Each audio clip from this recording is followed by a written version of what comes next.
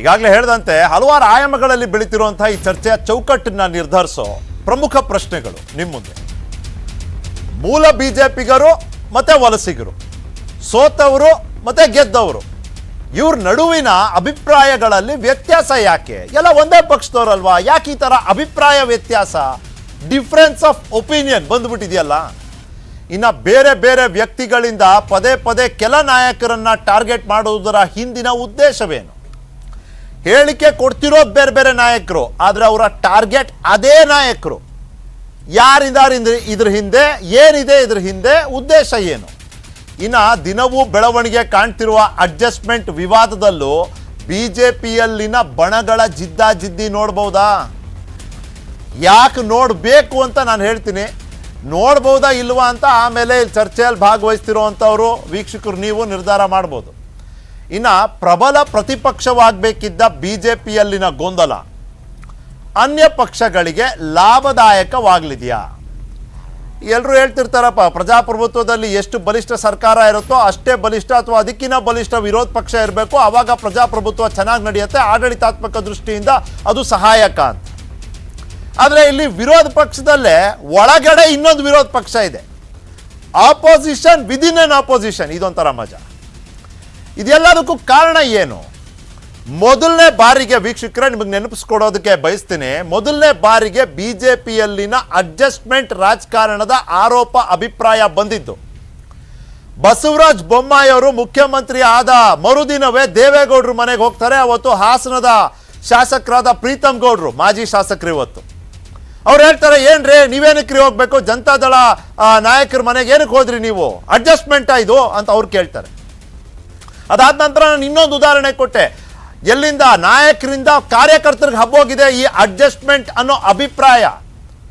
ಅಲ್ಲಿಗೆ ಚಾಮರಾಜನಗರದಲ್ಲಿ ಮೊದಲನೇ ಬಾರಿಗೆ ಜಿಲ್ಲಾ ಮಟ್ಟದ ಒಂದು ಸಭೆ ನಡೆಸಿ ಸದಾನಂದ ಗೌಡರು ಸಾಂತ್ವನ ಹೇಳ್ಬೇಕಲ್ಲ ಕಾರ್ಯಕರ್ತರಿಗೆ, ಸೋತಿರೋದು ಪಕ್ಷ ನೀವಲ್ಲ ಅನ್ನೋ ಮನವರಿಕೆ ಮಾಡ್ಕೊಡ್ಬೇಕಾಗಿತ್ತು. ಅವತ್ತು ಕಾರ್ಯಕರ್ತರಲ್ಲಿ ಒಬ್ರು ಕೂತಂತವ್ರು, ವೇದಿಕೆ ಎದುರುಗಡೆ ಕೂತಂತವ್ರು ಎದ್ದು ನಿಂತು ಹೇಳೇಬಿಟ್ರು, ನಿಮ್ಮಂಥ ನಾಯಕರಿಂದಾನೇ ಸೋತಿರೋದು ಅಂತ.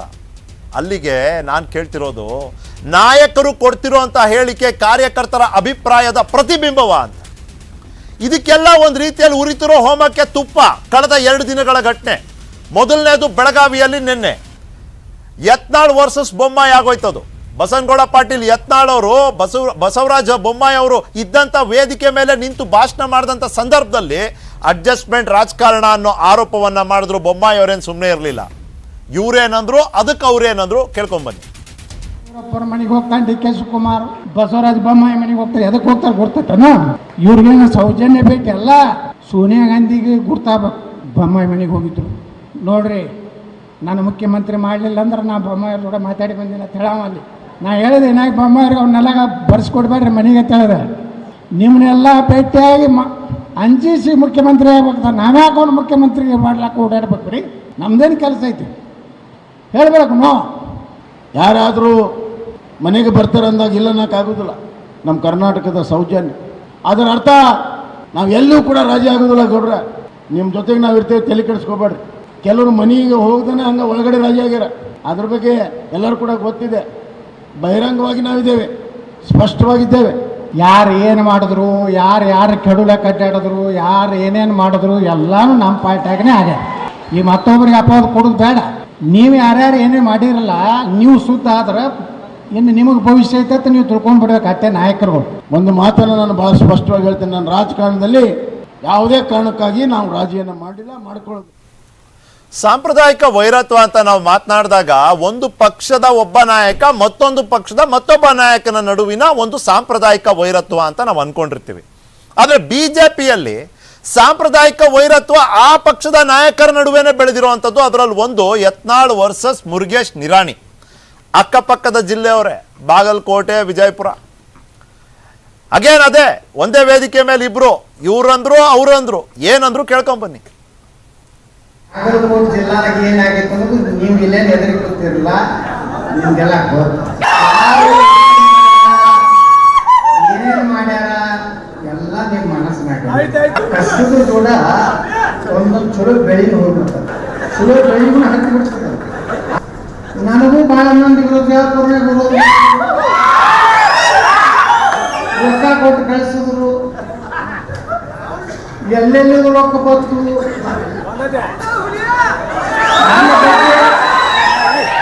ಏನೇನೋ ಅಪಪ್ರಚಾರ ಮಾಡಿದ್ರು. ಗೌಡನ ಕೆಡವೇ ಮುಗಿಸೇ ಬಿಡು, ಹೆಂಗ ಆಡ್ಸ್ಕೊಂತ ನೋಡಿ. ಕೃಷ್ಣಾ ನದಿ ನೀರು ಕುಡಿತೀವಿ. ಬಾಗಲಕೋಟ್ ಬಿಜಾಪುರ ಜಿಲ್ಲಾ ಹವಾನೆ ನಾವು ಸೇವನೆ ಮಾಡುವಂತದ್ದು. ಯಾರು ಏನ್ ಮಾತಾಡ್ತಿರ್ತೀವಿ ಅದ್ರ 10 ಶಬ್ದ ನಮ್ಮ ಬಾಯಲ್ಲಿ ಹೋದವು. ನಾನು 35 ವರ್ಷದಿಂದ ಭಾರತೀಯ ಜನತಾ ಪಾರ್ಟಿಯಲ್ಲಿದ್ದೇನೆ.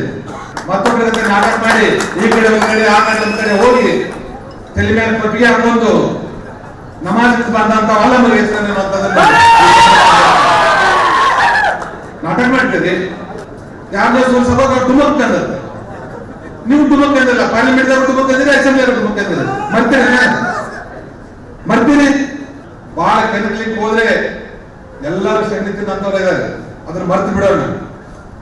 ಇವತ್ತಿನಿಂದ ಹೊಸ ಮನುಷ್ಯರಾಗಿ ನಾನು ಇವತ್ತಿನೂ ಮಾತಾಡಲಿಲ್ಲ, ಸುಮ್ಮನೆ ಇದ್ರೆ ಅದು ನನ್ನ ಅಸಮರ್ಥತೆ ಅಲ್ಲ. ಇಲ್ಲಿವರೆಗೆ ಸುಮ್ಮನೆ ಕೂತ್ಕೊಂಡಿರ್ತೀವಿ, ಅವರೆಲ್ಲ ಮಾತಾಡಿದ್ರೆ ಹೇಳ್ಬೋದು ಅಂತ ತಕ್ಷಣನೇ ನಾವು ತಪ್ಪಲಾರಕ್ಕೂ ಅಲ್ಲ. ಆದ್ರೆ ಇಳಿ ಬಡಿಬಾರ್ದು, ಗಣಪತಿ ಪೆಟ್ಟ ಹಾಕಬಾರ್ದು ಅನ್ನೋದು ಒಂದೇ ಒಂದು ಕಾರಣದಿಂದ ಬಹಳಷ್ಟು ತಾಳ್ಮೆಯಿಂದ ನಾವಿದ್ದೀವಿ. ಯಾರಾದರೂ ನನ್ನ ಬಗ್ಗೆ ಟಿಂಗಲ್ ಆಗಿ ಮಾತಾಡಿದ್ರೆ ಅದು ಕಠಿಣ ಅನ್ನುವಂಥದನ್ನ ಬಹಳ ಎಚ್ಚರಿಕೆ ಮುಖಾಂತರ ಹೇಳುವಂತ. ಇವತ್ತಿನ ಈ ಚರ್ಚೆಯಲ್ಲಿ ನನ್ನ ಜೊತೆ ಇದ್ದಾರೆ ಚಂದ್ರಶೇಖರ್ ಅವರು, ಬಿಜೆಪಿಯ ವಕ್ತಾರರು, ಚರಣ್ ಗೌಡ್ರು ಇದ್ದಾರೆ JDS ಇಂದ, ಭವ್ಯ ನರಸಿಂಹಮೂರ್ತಿ ಅವರಿದ್ದಾರೆ ಕಾಂಗ್ರೆಸ್ ಇಂದ. ನಮಸ್ಕಾರ, ಎಲ್ರಿಗೂ ಸ್ವಾಗತ. ಕೆಲವೇ ನಿಮಿಷಗಳಲ್ಲಿ ನನ್ನ ಮಿತ್ರರು ಹಾಗೂ ಹಿರಿಯ ಸಹೋದ್ಯೋಗಿ ಕೂಡ ಆದ ಶಿವಕುಮಾರ್ ಅವರು, ಹಿರಿಯ ಪತ್ರಕರ್ತರು, ರಾಜಕೀಯ ವಿಶ್ಲೇಷಕರಾಗಿ ಇವತ್ತು ನನ್ನ ಜೊತೆ ಭಾಗವಹಿಸೋರಿದ್ದಾರೆ. ಇನ್ನು ಕೆಲವೇ ನಿಮಿಷದಲ್ಲಿ ಅವ್ರು ಇರ್ತಾರೆ. ಈಗ ಇದು ನಿಮ್ಮ ವಿಷಯ ಅಂದ್ರೆ ನಿಮ್ಮನ್ನು ಬಿಟ್ಟು ಶುರು ಮಾಡೋಣ ಅಂತ, ಭವ್ಯ ಅವರಿಂದ ಶುರು ಮಾಡೋಣ ಅಂತ. ಮೇಡಮ್, ಇವತ್ತು ಏನು ಚರ್ಚೆ ಆಗ್ತಿತ್ತು ಅಂದರೆ ಸತೀಶ್ ಜಾರಕಿಹೊಳಿ ಅವರು ಮುಖ್ಯಮಂತ್ರಿ ಆಗ್ತಾರೆ ಮುಂದೆ ಅಂತ ರಾಜಣ್ಣ ಅವ್ರು ಹೇಳಿದ್ರು. MB ಪಾಟೀಲ್ ಅವರು ಪೂರ್ಣಾವಧಿ ಅಲ್ಪಾವಧಿ, ಇದೆಲ್ಲ ಚರ್ಚೆ ನಡುವೆ BJPಯಲ್ಲಿ ಬಿಟ್ರಲ್ಲ ಈ ಬಾಂಬು, ನಿಮಗೆ ಕಂಪ್ಲೀಟ್ ರಿಲೀಫು ಅಂತ, ಅಲ್ಲಿಂದ ಶುರು ಮಾಡಿ. ಈಗ BJP ಒಂದು ಲೀಡರ್ಲೆಸ್ ಪಾರ್ಟಿ ಆಗಿದೆ. ಅಲ್ಲಿ ಫಸ್ಟ್ ಆಫ್ ಆಲ್ ಒಂದು ಆಪೋಸಿಷನ್ ಲೀಡರು ಕೂಡ ಇನ್ನ ಅಪಾಯಿಂಟ್ ಆಗಿಲ್ಲ. ಸೊ ಯಾರು ಲೀಡ್ ಮಾಡ್ತಿದ್ದಾರೆ, ಜನಗಳಿಗೆ ಕನ್ಫ್ಯೂಷನ್ ಇದೆ. ಇನ್ಫ್ಯಾಕ್ಟ್ ನಾವು ಎಷ್ಟೇ ಮೆಜಾರಿಟಿ ಬಂದು ಜನ ಅಷ್ಟೊಂದು ಮನ್ನಣೆ ಕೊಟ್ಟಿದ್ರು ನಮಗೂ ಕೂಡ ನಮ್ಮನ್ನು ನಾವೇನಾದ್ರು ತಪ್ಪು ಮಾಡಿದ್ರೆ ಸರಿ ದಾರಿಲಿ ತರಲಿ ಅಂತ ನಮಗೂ ಅಪೋಸಿಷನ್ ಅವ್ರು ಬೇಕು. ಒಂದು ಲೀಡರ್ ಅಂತ ಅಪಾಯಿಂಟ್ ಮಾಡಿ ಅವರು ನಮ್ಮನ್ನು ಕರೆಕ್ಟಾಗಿ ಕನ್ಸ್ಟ್ರಕ್ಟಿವ್ ಆಗಿ ಅಪೋಸ್ ಮಾಡಲಿ ಅಂತಲೇ ಕಾಯ್ತಾ ಇದ್ದೀವಿ. ಆದರೆ ಅವರವ್ರ ಮಧ್ಯೆನೇ ಏನು ಈ ಒಂದು ಗೊಂದಲ ಶುರುವಾಗಿದೆ. ಅದರಿಂದಾನೇ ಮೋಸ್ಟ್ಲಿ ಅವರು ಅಪೋಸಿಷನ್ ಲೀಡರ್ನು ಅಪಾಯಿಂಟ್ ಮಾಡಿಲ್ಲ. ಅವ್ರ ಮೇಲೆ ಇವ್ರು ಹಾಕ್ತಾರೆ, ಅಡ್ಜಸ್ಟ್ಮೆಂಟ್ ಪಾಲಿಟಿಕ್ಸ್ ಅಂತಾರೆ. ಅದು ಒಂದ್ ಕಡೆ ಅಂತಾರೆ ಗ್ಯಾರಂಟಿಗಳು ಫ್ರೀ ಬೀಸ್ ಇಂದ ನಿಮ್ಗೆ ಓಟ್ ಹಾಕಿದ ಜನ ಅಂತ, ಈಗ ಇನ್ನೊಬ್ರು ಬರ್ತಾರೆ ಅಡ್ಜಸ್ಟ್ಮೆಂಟ್ ಇಂದ ವೋಟ್ ಬಂತು, ನಾವು ಬೇಕಂತ ಸೋಲ್ಸಿದ್ರು ಅವ್ರ ಪಾರ್ಟಿ ಅವ್ರೆ ಅಂತ. ಏನ್ ನಂಬೋದು ಏನ್ ಬಿಡೋದು, ಜನ ಮನ್ನಣೆ ಕೊಟ್ಟು ಎಕ್ಸಾಕ್ಟ್ಲಿ ಜನ ಅಡ್ಜಸ್ಟ್ಮೆಂಟ್ ಪಾಲಿಟಿಕ್ಸ್ ಅಂತಾರಲ್ಲ. ಅಂದ್ರೆ ಅವರ ಹೈಕಮಾಂಡ್ ಅಷ್ಟೊಂದು ಪೂವರ, ಇಲ್ಲಿ ಏನ್ ನಡೀತಿದೆ ಅಂತ ಗೊತ್ತಿರ್ಲಿಲ್ವಾ ಅಡ್ಜಸ್ಟ್ಮೆಂಟ್ ಮಾಡ್ಕೊಳಕ್ಕೆ. ವಿಶ್ಲೇಷಣೆ ಹೇಳ್ತೀನಿ ನೋಡಿ, ನೀವು ಸ್ವಲ್ಪ ಹೊತ್ತಲ್ಲಿ ಹೈಕಮಾಂಡ್ ವಿಷಯಕ್ಕೆ ಬಂದ್ರಿ, ಹೈಕಮಾಂಡ್ ವಿಷಯನೂ ಮಾತಾಡ್ತೀನಿ. ಈಗ ನೀವು ಹೇಳಿದ್ರಿ ಲೀಡರ್ ಆಫ್ ಆಪೋಸಿಷನ್, ನೀವ್ ಹೇಳಿದ್ರಿ ಸ್ಟೇಟ್ ಪ್ರೆಸಿಡೆಂಟ್. ಮೇಡಮ್, ಇವೆಲ್ಲ ಆಗ್ತಿದೆಯಲ್ಲ ಬಿಜೆಪಿಯಲ್ಲಿ, ಇದು ಆಗ್ತಿರೋದೇ ಆ ಸ್ಥಾನಕ್ಕೆ ತಲುಪಬೇಕು ಅಂತ. ನೋಡಿ, ಯಾರು ಕಾಂಗ್ರೆಸ್ ನ ಜಾಸ್ತಿ ಟೀಕೆ ಮಾಡ್ತಾರೆ, ಸಾಮಾಜಿಕ ಜಾಲತಾಣದಲ್ಲಿ ಯಾರು ತಮ್ಮನ್ನೇ ತಾವು ಒಂದು ಒಳ್ಳೆ ರೀತಿಯಲ್ಲಿ ಪ್ರದರ್ಶಿಸ್ಕೊಳ್ತಾರೆ, ಅದರ ಒಂದು ಪೈಪೋಟಿ ನಡೆದಿದೆ ಬಿಜೆಪಿ ಒಳಗೆ. ಅಷ್ಟೇ ಮಾಡಿದ್ರೆ ಸಾಲದು, ಯಾಕಂದ್ರೆ ಇವ್ರು ಮಾಡಿದ್ರೆ ಅವರು ನೀವು ಅಡ್ಜಸ್ಟ್ ಆದ್ರಿ ಅಂತ ತೋರಿಸಿ ಪಕ್ಷ ನಿಷ್ಠೆ ಬಗ್ಗೆ ಪ್ರಶ್ನೆ ಬರಬೇಕು, ಆ ವ್ಯಕ್ತಿ ಬಗ್ಗೆ ವಿಶ್ವಾಸ ಕಮ್ಮಿ ಆಗ್ಬೇಕು, ಹೈಕಮಾಂಡ್ ಗೆ ತಲುಪಬೇಕು ಅಭಿಪ್ರಾಯ. ಅವಾಗ ಇನ್ನೊಬ್ರು ಯಾರ್ದೋ ದಾರಿ ಸ್ವಲ್ಪ ಸುಗಮವಾಗಿ ಸಾಗುತ್ತೆ, ಅವಾಗ ಅವ್ರು ಹೋಗಿ LOP ಅಥವಾ ಸ್ಟೇಟ್ ಪ್ರೆಸಿಡೆಂಟ್ ಆಗ್ತಾರೆ. ಹೌದಾ ಚಂದ್ರಶೇಖರ್ ಅವರೇ? ನಿಮ್ ಊಹೆಗಳಿಗೆ ನಿಮ್ಗೆ ಫ್ರೀ ಇದೆ, ಎಷ್ಟು ಬೇಕಾದ್ರೂ ಊಹೆ ಮಾಡ್ಕೋಬಹುದು, ಅದ್ರಲ್ಲಿ ನಂದೇನು ಗ್ಯಾರಂಟಿ ಇರೋದು. ಅದಕ್ಕೂ ಒಂದು ತರ್ಕ ಇಲ್ಲ, ಇದಕ್ಕೂ ಒಂದು ತರ್ಕ ಇಲ್ಲ. ನೋಡಿ, ದೇಶದ ಅಷ್ಟೂ ಅನಿಷ್ಟಕ್ಕೆ ಕಾರಣ ಏನು ಅಂದ್ರೆ ಕಾಂಗ್ರೆಸ್. ಈಗ ಬಿಜೆಪಿ ಅನಿಷ್ಟಕ್ಕೂ ಕಾಂಗ್ರೆಸ್ ಅನ್ಬಿಡಿ, ತುಂಬಾ ಅರ್ಜೆಂಟ್ ಇದೆ, ಸಮಾಧಾನವಾಗಿರಿ. ಅಷ್ಟೂ ಅನಿಷ್ಟಕ್ಕೆ ಕಾರಣ ಕಾಂಗ್ರೆಸ್. ಅಂಬೇಡ್ಕರ್ ಅದನ್ನೇ ಹೇಳಿದ್ದು, ಅವ್ರು ಸವಾಸು ಕೊಡ್ಬೇಡಿ ಸುಟ್ಟೋಗ್ಬಿಡ್ತೀರಿ ಅಂತೇಳಿ. ಯತ್ನಾಳ್ ಅವ್ರು ಹೇಳಿದ್ದು ಅದನ್ನೇ ಸ್ವಾಮಿ. ಅಂಬೇಡ್ಕರ್ ಅವ್ರು ಏನು ಹೇಳ್ತಾ ಹೋದ್ರಲ್ಲ, ಸವಾಸ ಮಾಡಬೇಡಿ ಕಾಂಗ್ರೆಸ್ದು, ಸುಟ್ಟೋಗ್ಬಿಡ್ತೀರಾ ಅಂತ ಹೇಳಿ, ಅದನ್ನೇನೆ ಯತ್ನಾಳ್ ಅವ್ರು ಹೇಳಿದ್ದು. ಆದ್ರೆ ಒಂದು ನೋಡಿ, difference ಏನಂತ ಡಿ ಕೆ ಶಿವಕುಮಾರ್ ಅವ್ರ ಮನೆಗೆ ಬಂದಾಗ ಹುಷಾರಾಗಿರಿ, ಸೇರಿಸ್ಬೇಡಿ ಅವ್ರನ್ನ, ಹಾಳಾಗೋಗ್ಬಿಡ್ತೀವಿ ಕಾಂಗ್ರೆಸ್ ಅವ್ರು ಸವಾಸ ಮಾಡಿದ್ರೆ ಅಂತ ಹೇಳಿ. ಆಮೇಲೆ ನೋಡಿ, ಈಶ್ವರಪ್ಪನವರು ಸ್ವಲ್ಪ ಹಿಂದೆ ಏನು ಹೇಳಿದ್ರು, ಬಿಜೆಪಿ ಒಂಥರ ಗಂಗಾ ನದಿ ಇದ್ದಂಗೆ ಕೊಳಕು ತುಂಬಿಕೊಂಡಿರ್ತಕ್ಕಂಥ ಕಾಂಗ್ರೆಸ್ ಅವ್ರು ಬಂದ್ರೆ ಅವ್ರನ್ನೂ ತೊಳೆದು ಇಲ್ಲಿ ಬಂದು ಪವಿತ್ರ ಆಗ್ತಾರೆ ಅಂತ ಹೇಳಿದ್ರು.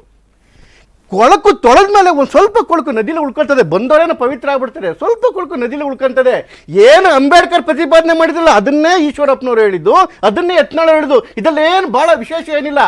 ಆಮೇಲೆ ಈಶ್ವರಪ್ಪನವ್ರು ಬಂದು ಹೇಳಿದ್ದು ಕರ್ನಾಟಕದ ಯಾರೋ ಬಗ್ಗೆ ಇಲ್ಲ ಸ್ವಾಮಿ, ಅವ್ರು ಮಾತಾಡಿದ್ದು ಕ್ಲೀನಾಗಿ ಕೇಳಿಸ್ಕೊಳ್ಳಿ. ಇಡೀ ದೇಶದಲ್ಲಿ ಬಿಜೆಪಿ ಹೇಗೆ ಬೆಳೆದು ಬಂತು, ಸಣ್ಣದಾಗಿತ್ತು, ಇವತ್ತು ಜಗತ್ತಿನ ದೊಡ್ಡ ಪಕ್ಷ ಆಗಿದೆ, ಬಂದಾಗ ಯಾರ್ಯಾರೋ ಬಂದಿದ್ದಾರೆ ಅಂತೇಳಿ ಜನರಲೈಸ್ಡ್ ಆಗಿ ಮಾತಾಡ್ತಿದ್ದಾರೆ. ಯತ್ನಾಳ್ ಅವ್ರು ಹೇಳಿರೋದು ಬಹಳ ಸ್ಪಷ್ಟವಾಗಿದೆ. ಕಾಂಗ್ರೆಸ್ ಅವರು ಡಿ ಕೆ ಶಿವಕುಮಾರ್ ಮನೆಗೆ ಬಂದರೆ ಹುಷಾರಾಗಿರಿ, ಕಾಂಗ್ರೆಸ್ ಅವ್ರ ಮನೆಗೆ ಬಂದರೆ ಹುಷಾರಾಗಿರಿ, ಯಾಕೆಂದ್ರೆ 70 ವರ್ಷದ ಇವ್ರ ಕರಾಳ ಇತಿಹಾಸ ನೋಡ್ಕೊಂಡು ಬಂದ್ಬಿಟ್ಟಿದೀವಿ, ಹುಷಾರಾಗಿರಿ, ಅದ್ರಲ್ಲಿ ಏನು ತಪ್ಪಿಲ್ಲ ಸ್ವಾಮಿ. ಇವತ್ತಿನ ದಿನ ತಪ್ಪು ಅಥವಾ ಸಂಶಯ ಒಂದೇ ತಪ್ಪು ಮತ್ತೆ ಸಂಶಯ ಎಲ್ಲಿರೋದು ಗೊತ್ತಾ? ಸೋತವರು ಗೆದ್ದವರು ನಿಮ್ಮ ಪಕ್ಷದವ್ರೆ, ಅವ್ರ ಅಭಿಪ್ರಾಯಗಳಲ್ಲಿ ವ್ಯತ್ಯಾಸ. ಮೂಲ ಬಿಜೆಪಿಗರು ಮತ್ತೆ ವಲಸಿಗರು ಅವ್ರ ಅಭಿಪ್ರಾಯದಲ್ಲೂ ವ್ಯತ್ಯಾಸ. ಅಲ್ಲಪ್ಪ, ನೀವು ಬಸವರಾಜ ಬೊಮ್ಮಾಯಿ ಅವ್ರನ್ನ ನೀವು ಇವಾಗ ವಲಸಿಗ ಅಂತೀರಾ, ಮುಖ್ಯಮಂತ್ರಿ ಮಾಡಿದಿರಿ ನೀವು ಅವ್ರನ್ನ. ಅದೇ ರೀತಿ ಈಗ ಕಾಂಗ್ರೆಸ್ಗೆ ಹೋದ್ರೆ ಸಿದ್ದರಾಮಯ್ಯನವ್ರನ್ನ ವಲಸಿಗ ಅನ್ನಕ್ಕಾಗತ್ತಾ? 14-15 ವರ್ಷ ಸತತವಾಗಿ ಅಧಿಕಾರದ ಅನುಭವ ಪಡ್ಕೊಂಡಿರುವಂತ ವ್ಯಕ್ತಿ ಯಾರು ಕೊಟ್ಟವರು? ಕಾಂಗ್ರೆಸ್ ಪಕ್ಷ. ಮತ್ತವ್ರನ್ನ ವಲಸಿಗ. ಬಿಜೆಪಿಯಲ್ಲಿ ಬೊಮ್ಮಾಯಿನ ಕರ್ಕೊಂಬಂದು ಮುಖ್ಯಮಂತ್ರಿನೇ ಮಾಡ್ಬಿಟ್ರಿ, ಇವತ್ತು ಪ್ರಶ್ನೆ ಮಾಡ್ತೀರಿ? ಪ್ಲೀಸ್, ಈ ಅಭಿಪ್ರಾಯ ವ್ಯತ್ಯಾಸ ಇದೆಯಲ್ಲ ಚಂದ್ರಶೇಖರ್, ಅದ್ರ ಬಗ್ಗೆ ನಮ್ಗೊಂಚೂರು ಬೆಳಕು ಚೆಲ್ಲಿಯಪ್ಪ. ನಿಮ್ಮ ಊಹೆ ಇಷ್ಟೊಂದು ಭಯಾನಕವಾದ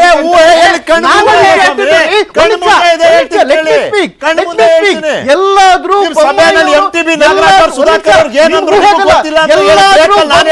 ವಲಸಿಗರು ಅಂತ ಹೇಳಿ ಈಶ್ವರಪ್ಪನವ್ರು ಹೇಳಿದಾರ, ಎಲ್ಲಾದ್ರೂ ಸುಧಾಕರ್ ಅವರು ವಲಸಿಗರು ಈಶ್ವರಪ್ಪನವ್ರ ಬಾಯಲ್ಲಿ ಹೇಳಿದಾರ. ಈಶ್ವರಪ್ಪನವ್ರು ಏನ್ ಹೇಳಿದ್ರು?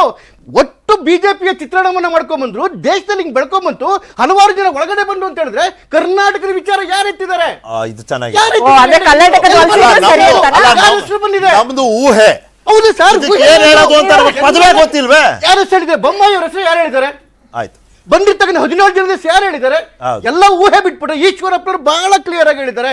ಬಿಜೆಪಿ ಬೆಳೆದು ಬಂದ ದಾರಿ ಒಳಗಡೆಗೆ ಬಹಳಷ್ಟು ಜನ ಬಂದಿದ್ದಾರೆ ಅಂತ ವಿಷಯ ಹೇಳಿದ್ದಾರೆ. ಬಿಟ್ರೆ ಬಂದ ನೋಡಿ, ಇವತ್ತಿರ್ತಕ್ಕಂತಹ ಬಿಜೆಪಿ ನಾವು ಗೆದ್ದಿರೋದನ್ನು ಕೂಡ ಆಚೆಯಿಂದ ಬಂದವರು ಒಳಗಡೆಯವರು ಎಲ್ಲರ ಪ್ರಯತ್ನದಿಂದ.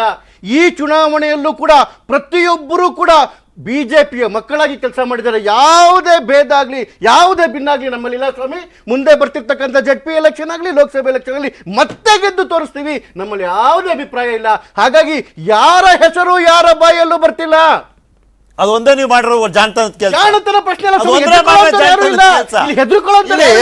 ಹೆಸರು ಹೇಳ್ತಾ ಇರೋದೇ ಜಾಣತನದ ಕೆಲಸ. ಇಲ್ಲ ಅಂದ್ರೆ ಎಲ್ಲ ಅಲ್ರಿ, ಪ್ರಶ್ನೆನೇ ಉದ್ಭವ ಆಗಲ್ಲ ಸ್ವಾಮಿ. ಎದುರ್ಕಂತಕ್ಕಂಥ ಧೈರ್ಯ ಸ್ಥಿತಿ ನಾವು ಬಂದು ಕೂತಿಲ್ಲ.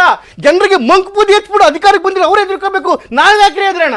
ಬಹಳ ಸ್ಪಷ್ಟವಾಗಿದ್ದೀವಿ. ನಿಮ್ಗೆ ಯಾಕೆ ಹೆದರ್ಬೇಕು ಅಂದ್ರೆ, ನೀವು ಚಾಮರಾಜನಗರದಲ್ಲಿ ಎದ್ದು ನಿಂತು ಸದಾನಂದ ಗೌಡ್ರಿಗೆ ಹೇಳಿದ್ರಲ್ಲ, ನಿಮ್ಮಂತ ನಾಯಕರಿಂದ ಸೋತಿದ್ದು ಅಂತ ಒಬ್ಬ ಕಾರ್ಯಕರ್ತ ಹೇಳ್ದ ಸೋಮಣ್ಣನ ಸೋಲ್ ಬಗ್ಗೆ. ಬಾಗಲಕೋಟ್ನಲ್ಲಿ ಏನಾಯ್ತಪ್ಪ? ಬಾಗಲಕೋಟ್ನಲ್ಲಿ ಏನಾಯ್ತು? ಕಚ್ಪಟ್ಟಿ ಹಿಡ್ಕೊಂಡು ಜಗಳಾಡಿದ್ರು, ಒಬ್ಬ ಮಾಜಿ ಸಚಿವನ್ಗೆ ಮಾತಾಡಕ್ ಬಿಡ್ಲಿಲ್ಲ, ಪಕ್ಷ ವಿರೋಧಿಗಳನ್ನ ಹೊರಗೆ ಕಳಿಸಿ ಅನ್ನೋ ಗಲಾಟೆ ನೋಡ್ತೀರಾ ಈಗ? ಆ ಸಭೆಯ ಹೆಸರೇ ಅವಲೋಕನ. ಅವಲೋಕನ ಸಭೆ ಅಂದ್ರೇನು? ಎಲ್ಲವೂ ಅವಲೋಕನ ಆಗ್ತದೆ. ಆ ಸ್ವಾತಂತ್ರ್ಯ ಕೊಟ್ಟಿದ್ದಾರೆ ಈ ಕಾರ್ಯಕರ್ತರಿಗೆ ಬಿಜೆಪಿ. ಆಂತರಿಕ ಸ್ವಾತಂತ್ರ್ಯ ಇರ್ತಕ್ಕಂಥ ಪಕ್ಷ, ಯಾವುದೋ ಡಿಕ್ಟೇಟರ್ಗಳು ಇರ್ತಕ್ಕಂಥ ಪಕ್ಷ ಅಲ್ಲ. ನಮ್ಮಲ್ಲಿ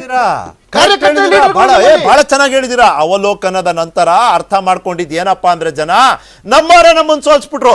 ಆಕ್ರಪ್ಪ, ಅದು ಬಾಗಲಕೋಟದೊಂದು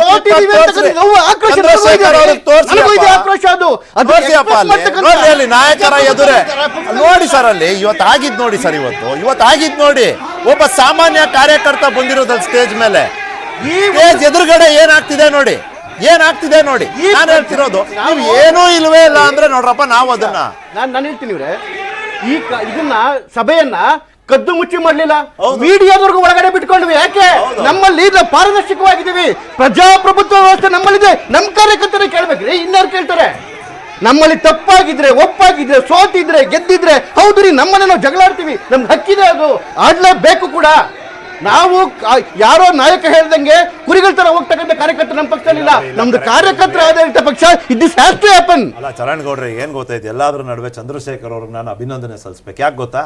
ನಮ್ಮನೆ ನಮ್ಮ ವಿಷಯ ನಮಗೆ ಆಕ್ರೋಶ ಇದೆ, ನಾವು ಜಗಳ ಆಡ್ತೀವಿ ಅಂತ ಒಪ್ಕೊಂಡ್ರಲ್ಲ, ಆಕ್ರೋಶಕ್ಕೆ ಕಾರಣ ಏನು ಅಂತಾನೋ ಅವರೇ ಹೇಳ್ಬೇಕಾಗಿತ್ತು. ಬಟ್ ಅವ್ರು ಹೇಳಲ್ಲ, ನಾನು ಹೇಳ್ತೀನಿ.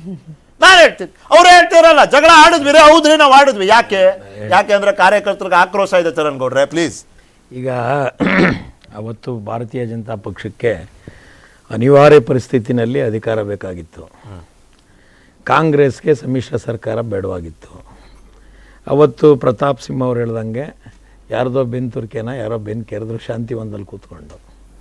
ಆ 19 ಮಾಡಿದ ಸಹಾಯಕ್ಕೆ 23 ಭಾರತೀಯ ಜನತಾ ಪಾರ್ಟಿಯ ಘಟಾನುಘಟಿಗಳು ಸೇರಿ ಇವತ್ತು ಇವ್ರ ಬೆನ್ನ ಕೆರಿತಾವ್ರೆ. ಋಣ ತೀರಿಸಿದ ಕೆಲಸ. ಈ ರಾಷ್ಟ್ರೀಯ ಪಕ್ಷಗಳಿಗೆ ಇವತ್ತಾದರೂ ಒಂದು ಬದ್ಧತೆ ಇರಬೇಕು ಜನಗಳ ಬಗ್ಗೆ. ಅಧಿಕಾರಕ್ಕೋಸ್ಕರ ಕೋಮುವಾದ ಅನ್ನೋ ಕಾಂಗ್ರೆಸ್ಸು, ಇನ್ನೇನೋ ಕಾಂಗ್ರೆಸ್ಸು 70 ವರ್ಷದಿಂದ ದೇಶ ಹಾಳು ಮಾಡ್ತಂಥ BJP, ಎರಡಕ್ಕೂ ಮಾನ ಮರ್ಯಾದೆ ಇರಬೇಕು ಈ ಪಕ್ಷಗಳಿಗೆ.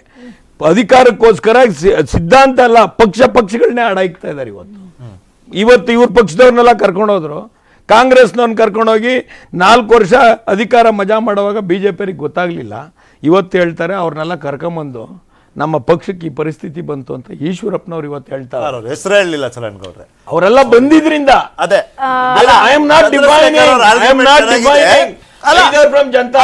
ನಾವ್ ಹೇಳ್ತೀವ್ರಿ ಹೆಸರು, ಅವ್ರು ಹೇಳಿರೋದೇ ಈ 17 ಜನದ ಬಗ್ಗೆ. ಕಾಂಗ್ರೆಸ್ ಇಂದ ಬಂದು ಇವತ್ತು ಕಾಂಗ್ರೆಸ್ನವ್ರು ಹೇಳ್ತಾರೆ ನಮ್ಮಲ್ಲಿ ಮೂಲ ಇಲ್ಲ, ವಲಸಿಗ ಇಲ್ಲ ಅಂತ. ಮೊನ್ನೆ ಹರಿಪ್ರಸಾದ್ ಅವರು ಹೇಳಿದ್ರು, I am not from rented community. ಯಾರೋ ಬಾಡಿಗೆ ಮನೆಯಿಂದ ಬಂದವ್ರು ನಡೀತದ್ ಬಿಡ್ರಿ, ನಾನು ಸ್ವಂತ ಮನೆಯವನ್ರಿ ಅಂದ್ರು. ನನಗೆ ಹೇಳಿದ್ರ ಅವರು, ಕುಮಾರಸ್ವಾಮಿಗೆ ಹೇಳಿದ್ರ ನೋಡಿ. ಅವರು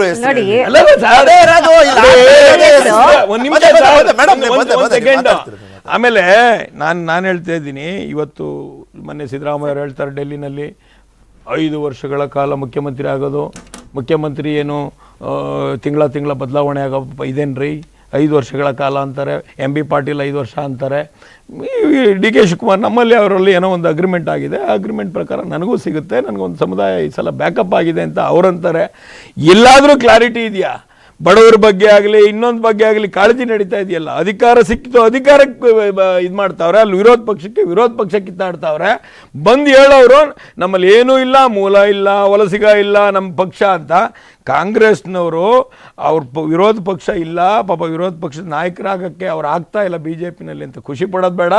ಸನ್ಮಾನ್ಯ ಕುಮಾರಸ್ವಾಮಿ ಅವ್ರಿಗೆ 19 ಸೀಟ್ ಇದ್ರು, ಅವರ ಸಮರ್ಥತೆ ವಿರೋಧ ಪಕ್ಷದಲ್ಲಿ ಎಲ್ಲರಿಗೂ ಒಂದೊಂದ್ಸಲ ಚುರುಕು ಮುಟ್ಟಿಸವ್ರೆ. ಈ ಮಟ್ಟಿಗೆ ಈ ಸದನದಲ್ಲಿ ಭಾರತೀಯ ಜನತಾ ಪಕ್ಷದ ವಿರೋಧ ಪಕ್ಷ ನಾಯಕರಿಲ್ಲ ಅಂದರೆ ಸನ್ಮಾನ್ಯ ಕುಮಾರಸ್ವಾಮಿ ಅವರು ಇರ್ತಾರೆ. ಕಡತಗಳು ರೆಡಿ ಇದೆ, ಟ್ರಾನ್ಸ್ಫರ್ಸಿಂದ ಹಿಡಿದು ಇವರೇನು ಟ್ಯಾರಿಫ್ ಫಿಕ್ಸ್ ಆಗಿದಲ್ಲ ಅಲ್ಲಿಂದ ಎಲ್ಲ ಕಡತ ರೆಡಿ ಇದೆ. ಈಗ ಈ ಸದನದಲ್ಲಿ ಈ ಕಾಂಗ್ರೆಸ್ನಿಂದ ಏನೇನಾಗಿದೆಯಲ್ಲ ಎಲ್ಲ ಬಿಚ್ಚಿಡ್ತಾ ಬರ್ತಾರೆ. ಅವ್ರು ನಿಧಾನಕ್ಕೆ ವಿರೋಧ ಪಕ್ಷ ಮಾಡಿದ್ರು ಕುಮಾರಸ್ವಾಮಿ ಅವರು ಸದೃಢವಾಗಿ ವಿರೋಧ ಪಕ್ಷವಾಗಿ ರಾಜ್ಯ ಜನತೆ ಪರವಾಗಿ JDS 100% ನಾವೇನು ಜಗಳ ಆಡ್ತಾ ಇಲ್ಲ. ನಮ್ಗೆ ವಿರೋಧ ಪಕ್ಷ ನಾಯಕ ಬೇಕು ಅಂತ ಇಲ್ಲ, 7 ಮಿನಿಟ್ ಬೇಕು ಅಂತ ಇಲ್ಲ, ನಮ್ಗೆ ಯಾವ ಬಂಗ್ಲೆ ಬೇಕು ಅಂತ ಇಲ್ಲ. ಇವರು ಮಾಡೋಂಥ ಭ್ರಷ್ಟಾಚಾರಗಳು, ಇವ್ರು ಹಾಕೋಂಥ ಟೋಪಿಗಳು, ಕಾಂಗ್ರೆಸ್ನವರು ಜನಕ್ಕೆ ಕೇಳಿ ಮೋಸ ಮಾಡ್ತಾ ಇರೋಂಥದ್ದು ಪ್ರತಿಯೊಂದು ತೆಗಿತಾರೆ. 5 ವರ್ಷ ಇವ್ರನ್ನ ಭ್ರಷ್ಟಾಚಾರ ಮಾಡಕ್ ಬಿಡದಿದ್ದಂಗೂ ನೋಡ್ತೀವಿ, ಮಾಡಿದ್ರೆ ಲೋಕಾಯುಕ್ತನೂ ಇದೆ, ಜೈಲಿಗೆ ಕಳಿಸೋಷ್ಟು. ಭವ್ಯ ಏನ್ ಗೊತ್ತಾ, ಇಲ್ಲಿ ಪಾಯಿಂಟ್ ಬರೋದಿಷ್ಟೇ. ಅಡ್ಜಸ್ಟ್ಮೆಂಟ್ ಇಲ್ಲ ಅಂದ್ರೆ ಪ್ರತಾಪ್ ಸಿಂಹ ಅವ್ರು ನಿಮ್ಗೊಂದು ಸವಾಲ್ ಹಾಕಿದ್ದಾರೆ, CT ರವಿ ಅವ್ರು ನಿಮ್ಗೆ ಸವಾಲ್ ಹಾಕಿದ್ದಾರೆ. ಅದೇ ರೀತಿ ಹಲವಾರು BJP ನಾಯಕರು ಸವಾಲ್ ಹಾಕಿದ್ದಾರೆ. ನೀವು 40% ಅಂದ್ರೆ ತನಿಖೆ ಮಾಡಿ, ಬಿಟ್ ಕಾಯಿನ್ ಅಂದ್ರೆ ತನಿಖೆ ಮಾಡಿ, ಯಾಕೆ ಮಾಡ್ತಾ ಇಲ್ಲ? ತನಿಖೆಗೆ ಒಂದು ಗ್ಯಾರಂಟಿ ಕೊಡಿ. ಪ್ರಿಯಾಂಕ್ ಖರ್ಗೆ ಅವ್ರು ಕೊಟ್ಟಿದ್ದಾರೆ ಕೂಡ ಅದನ್ನ. ಸೊ ಅಡ್ಜಸ್ಟ್ಮೆಂಟ್ ಇಲ್ಲ ಅಂತ BJP ಅವ್ರು ಹೆಂಗ್ ಸಾಬೀತುಪಡಿಸ್ತಾರೆ ನಾನು ಅವ್ರ ಹತ್ರ ಕೇಳ್ತೀನಿ. ಕಾಂಗ್ರೆಸ್ ಸಾಬೀತುಪಡಿಸೋದಕ್ಕೆ ಇಲ್ಲೊಂದು ಮಾರ್ಗ ಇದೆ ಅಂತ. ಫಸ್ಟ್ ಆಫ್ ಆಲ್ ನಾವು ಸಾಬೀತುಪಡಿಸುವಂತಹ ಅವಶ್ಯಕತೆ ಇಲ್ಲ. ನಾವೇನು ತನಿಖೆ ಮಾಡಬೇಕು, ಇವತ್ತು ನಮ್ಮ ಗ್ಯಾರಂಟಿಗಳ ಇದಿದೆ, ಮುಂದಿನ ಸೆಷನ್ನು ಬಜೆಟ್ ಸೆಷನ್ ಇದೆ, ನಂತರ ಎಲ್ಲ ಶುರುವಾಗತ್ತೆ. BJP ಅವರಿಗೆ ನೈಟ್ ಮೇರ್ ಶುರುವಾಗತ್ತೆ. ಒಂದು ಈ JDS ಅವ್ರ ಬಗ್ಗೆ ಅವ್ರು ಹೇಳಿದ ತಕ್ಷಣ, ಸಿದ್ಧಾಂತ ಅಂತ ಮಾತಾಡಿದ ತಕ್ಷಣ ಎಷ್ಟು ನಗು ಬಂತಂದ್ರೆ, ಗೆಲ್ಲೋ ಕುದುರೆ ಬಾಲ ಹಿಡಿಯೋರವರು. ಆ ಕಡೆ ಆ ಸಿದ್ಧಾಂತನೂ ಇಲ್ಲ, ಈ ಕಡೆ ಈ ಸಿದ್ಧಾಂತನೂ ಇಲ್ಲ. ಅವ್ರು ಬಂದು ನಮ್ಮ ಸಿದ್ಧಾಂತದ ಬಗ್ಗೆ ಮಾತಾಡಕ್ ಬಂದಿದ್ದಾರೆ. ಅಲ್ಲ, ಅವ್ರು ಬಂದು ನಮ್ಮ ಸಿದ್ಧಾಂತದ ಬಗ್ಗೆ, ಕರ್ನಾಟಕದಲ್ಲಿ ಅದ್ರ ಬಗ್ಗೆ ಹೇಳ್ತಾ ಇದ್ದೀನಿ. ನಾನ್ ನಾನ್ ನಿಮ್ಮ ಸಿದ್ಧಾಂತಕ್ಕೆ ಕಮೆಂಟ್ ಮಾಡಿಲ್ಲ, ನೀವು ನಮ್ಮ ಸಿದ್ಧಾಂತಕ್ಕೆ ಕಮೆಂಟ್ ಮಾಡಿದ್ರಿ. ನಾನ್ ಮಾತಾಡ್ಲಿಲ್ಲ ನಿಮ್ಮ ಕಮೆಂಟ್ ಬಗ್ಗೆ. Next ನೋಡ್ರಿ ಎಲ್ರು ಒಂದಾಗ್ತಾರ ಪಾಟ್ನಾನಲ್ಲಿ. ಒಂದ್ ನಿಮಿಷ ಇರಿ, ಅಲ್ಲ ಪೂರ್ತಿ. ಒಂದ್ ನಿಮಿಷ ಇರಿ, ಭವ್ಯ ಮಾತಾಡಿ. ಬಿಜೆಪಿ ಅವರು ಹೇಳಿದ್ರು, ವಲಸಿಗರು ಹೇಳಿದ್ರು, ಇಡೀ ಇಂಡಿಯಾಲಿ ಎಲ್ಲ ಕಡೆ ಬಂದಿದ್ದಾರೆ, ಇಡೀ ಇಂಡಿಯಾಲಿ ಇಷ್ಟು ಹೀನಾಯವಾಗಿ ಸೋತಿರೋದು ಬಿಜೆಪಿ ಇಲ್ಲೇ ಕರ್ನಾಟಕ. ಸೋಲಿನ ಬಗ್ಗೆ ಮಾತಾಡಿರೋದು ಈಶ್ವರಪ್ಪ ಅವರು, ವಲಸಿಗರಿಂದ ಆಗಿದ್ದು ಅಂತ. ಹೀನಾಯವಾಗಿ ಸೋತಿರೋದು ಕರ್ನಾಟಕದಲ್ಲಿ. ಈಶ್ವರಪ್ಪ ಅವರು ಮಾತಾಡಿದ್ದು ಕರ್ನಾಟಕದ ಬಗ್ಗೆ. 17 ಜನನೇ ಹೋಗಿರೋದು ವಲಸಿಗರು ಅಂದ್ಮೇಲೆ ಸೋತಿರೋದಿಲ್ಲೇ ಅಲ್ವಾ ಈಶ್ವರಪ್ಪ ಅವರು. ಇದಿಷ್ಟು ಸಿಂಪಲ್ ಆಗಿದೆ, ಇವರು ಜನರಲೈಸ್ ಮಾಡಕ್ ಹೋಗ್ಲಿ. ನೆಕ್ಸ್ಟ್ ಯತ್ನಾಳ್ ಅವ್ರ ಬಗ್ಗೆ ಮಾತಾಡೋಣ. ಯತ್ನಾಳ್ ಅವ್ರ ಬಗ್ಗೆ ಹೇಳಿದ್ರು ಬಿಜೆಪಿ ವಕ್ತಾರರು ಏನಂತ, ಅವರು ಜನರಲ್ ಆಗಿ ಕಾಂಗ್ರೆಸ್ ಮನೆ ಹಾಳು ಮಾಡುತ್ತೆ ಒಡೆವ ಅಂದ್ರೆ ಇವ್ರ ಪ್ರಕಾರ ಬೊಮ್ಮಾಯಿ ಅವ್ರಿಗೆ ಸ್ವಂತ ಬುದ್ಧಿ ಇಲ್ಲ. DK ಶಿವಕುಮಾರ್ ಅವ್ರ ಮನೆಗೆ ಹೋಗ್ತಾರೆ, ಅಡ್ಜಸ್ಟ್ಮೆಂಟ್ ಆಗ್ಬಿಡುತ್ತೆ. ಅವ್ರಿಗೆ ಸ್ವಂತ ಬುದ್ಧಿ ಇಲ್ಲ ಅಂತ ಯತ್ನಾಳ್ ಅವ್ರು ಹೇಳ್ತಾರೆ. ಅದನ್ನ ಬಿಜೆಪಿ ವಕ್ತಾರರು ಇಲ್ಲಿ ಜಸ್ಟಿಫೈ ಮಾಡ್ಕೋತಿದ್ದಾರೆ. ಅದೇ ಬೊಮ್ಮಾಯಿ ಅವ್ರನ್ನ ಇವ್ರು ಕರ್ಕೊಂಡು ಹೋಗಿ CM ಪೋಸ್ಟ್ ಅಲ್ಲಿ ಕೂಡಿಸ್ತಾರೆ. ಅದೇ ಬೊಮ್ಮಾಯಿ ಅವರು ಕೂಡ ವಲಸಿಗರು ಅಂತ ಈಶ್ವರಪ್ಪನವ್ರು ಹೇಳ್ತಾರೆ. ಎಷ್ಟು ಇವರ ಮಧ್ಯ ಇರೋ ಗೊಂದಲ. ಪ್ರತಾಪ್ ಸಿಂಹ ಅವ್ರ ಬಗ್ಗೆ ಮಾತಾಡಿದ್ರಿ, ಕಾಳಜಿಯ ಮಾತು ಅದು, ಕಾಳಜಿಯ ಎಚ್ಚರಿಕೆಯ ಮಾತು. ಇವ್ರು ಹೇಳೋ ಪ್ರಕಾರ ಚಂದ್ರಶೇಖರ್ ಅವರು ಕಾಂಗ್ರೆಸ್ ಅವರು ಒಂದು ರೀತಿಯಲ್ಲಿ ಕಷ್ಟ, ಅದು ಅವ್ರನ್ನ ಹತ್ರ ಬಿಟ್ಕೊಂಡ್ರೆ ನಾವು ನಷ್ಟ ಆಗ್ಬಿಡ್ತೀವಿ, ನೀವು ಹತ್ರ ಬಿಟ್ಕೋಬೇಡಿ ಅಂತ ಸಲಹೆ ಕೊಟ್ಟಿರುವಂತದ್ದು ಯತ್ನಾಳ್ ಅವರು ಬೊಮ್ಮಾಯಿ ಅವ್ರಿಗೆ. ನೋಡಿ ಸರ್, ಇದು ಇದು ಪೊಲಿಟಿಕ್ಸ್ ಬೇರೆ, ಪರ್ಸನಲ್ ರಿಲೇಶನ್ಶಿಪ್ಸ್ ಬೇರೆ. ಹಂಗಂತ ಒಬ್ರು ಮನೆಗೆ ಒಬ್ರು ಹೋಗಿದ ತಕ್ಷಣ ಅದನ್ನ ಈ ರೀತಿ ನೋಡ್ತಾರೆ ಅಂದ್ರೆ ಅದು ಅವರಲ್ಲಿರುವಂತಹ ಗೊಂದಲ ತೋರಿಸುತ್ತೆ ಹೊರತು ಅಲ್ಲಿ ನಿಜಾಂಶ ಏನಿದೆ ಅದನ್ನ ತೋರಿಸೋದಿಲ್ಲ. ನೀವು ಹೇಳ್ದಂಗೆ ಅಲ್ಲಿ ಕಾಂಪಿಟೇಷನ್ ಜಾಸ್ತಿ ಆಗಿದೆ. ಇವತ್ತು ನೆಕ್ಸ್ಟ್ ಲೀಡರ್ ನೀವು ಹೇಳಿ, ಈಗ 5 ವರ್ಷದ ನಂತರ ಮತ್ತೆ ಎಲೆಕ್ಷನ್ ಆದಾಗ ಅವರಲ್ಲಿ ಯಾರಾದ್ರೂ ಒಬ್ರು CM ಕ್ಯಾಂಡಿಡೇಟ್ ಅಂತ ಇದಾರಾ? ಅಲ್ಲ, ಇವತ್ತು ಯಾಕೆ ಯೋಚನೆ ಮಾಡ್ಬೇಕದನ್ನ? ಅಲ್ಲ, ಹೇಳ್ತಾ ಇದ್ದೀನಿ, ಈಗ ಜಗಳ ಶುರುವಾಗಿರೋದು. ಯಾಕೆ ನೆಕ್ಸ್ಟ್ ಯಾರು ಲೀಡರ್? ಯಡಿಯೂರಪ್ಪನವ್ರು ಆದ್ಮೇಲೆ ಇದುವರೆಗೂ ಯಾರು ಲೀಡರ್ ತಲೆ ಎತ್ತಿಲ್ಲ ಬಿಜೆಪಿಯಲ್ಲಿ. ಅವರನ್ನ ಯಾವಾಗ ಅವರು ಮೂಲೆ ಗುಂಪು ಮಾಡಿದ್ರು, ಕರ್ನಾಟಕದ ಜನತೆ ಸರಿಯಾಗಿ ಬುದ್ಧಿ ಕಲ್ಸಿದ್ರು ಅವರಿಗೆ. ಅದರಿಂದ ನೆಕ್ಸ್ಟ್ ಯಾರು? ಈಗ ಸೋಮಣ್ಣನವರು ನಾನು ಅಧ್ಯಕ್ಷರ ಸ್ಥಾನ ಕೇಳ್ತಾ ಇದ್ದೀನಿ ಅಂತಾರೆ. ನಳಿನ್ ಕುಮಾರ್ ಕಟೀಲ್ ಅವ್ರು ಬಂದು ಅದು ಖಾಲಿ ಇದೆ ಅಂತ ಯಾರು ಹೇಳಿದ್ರು ಅಂತಾರೆ. ನಾವು ಆದ್ರೆ ನೈತಿಕತೆಯಿಂದ ರಾಜೀನಾಮೆ ಕೊಟ್ಟು ನೋಡ್ತೀನಿ ಅಂತಾರೆ. ಹೆಂಗೆ ಆಗಿದೆ ಅಂದ್ರೆ ಇಲ್ಲಿ ಲೀಡರ್ಲೆಸ್ ಪಾರ್ಟಿ ಆಗ್ಬಿಟ್ಟಿದೆ ಬಿಜೆಪಿ. ಆ ಫ್ರಸ್ಟ್ರೇಷನ್ ಆಚೆ ಬರ್ತಿದೆ. ಪಾಪ ಕಾರ್ಯಕರ್ತರ ಬಗ್ಗೆ ಹೇಳ್ಬೇಕಂದ್ರೆ ಧೈರ್ಯ ಇದೆ, ನಾ ಮೆಚ್ತೀನಿ ಆ ಕಾರ್ಯಕರ್ತರನ್ನ. ಅವರು ದೇ ಕಾಲಿಂಗ್ ಸ್ಪೇಡ್ ಅಷ್ಟೇ. ಅವ್ರು ಡೈರೆಕ್ಟ್ ಆಗಿ ಹೇಳ್ತಿದ್ದಾರೆ, ಅವರವರ ಲೀಡರ್ಗೆ ಸೋಲ್ಸಿದ್ ಯಾರು ಅಂತ ಮಾತಾಡ್ತಿದ್ದಾರೆ. ಸೊ ಇಲ್ಲಿ ಕಾಂಗ್ರೆಸ್ ಪಕ್ಷ ಯಾಕೆ ಮಧ್ಯ ತರ್ತಾರೆ ಅಂತ ಗೊತ್ತಿಲ್ಲ. ಬಿಜೆಪಿಯಲ್ಲಿ ಅವರವರ ಮಧ್ಯೆ ನಡೀತಿರೋ ಗೊಂದಲನ ಆ ರೀತಿನೇ ಬಿಡ್ಬೇಕೆ ಹೊರತು ಅದನ್ನು ತಂದು ಕಾಂಗ್ರೆಸ್ ಮೇಲೆ ಹಾಕ್ತಾರೆ. ಈಗ ಬಿಜೆಪಿ ಸೋಲಕ್ ಕಾಂಗ್ರೆಸ್ಸೇ ಕಾರಣ. ಹೌದು, ಯಾಕೆಂದ್ರೆ ನಮ್ಮ ಆಡಳಿತ ನೋಡಿದ್ರು, ನಿಮ್ಮ ಕರಪ್ಷನ್ ಎಕ್ಸ್ಪೋಸ್ ಮಾಡಿದ್ವಿ, ನಾವೇ ಕಾರಣ ನೀವು ಸೋಲೋದಕ್ಕೆ. ಇನ್ಯಾರು ಕಾರಣ ಆಗಕ್ ಸಾಧ್ಯ? ನಾವೇ ಗೆದ್ದಿದ್ದು.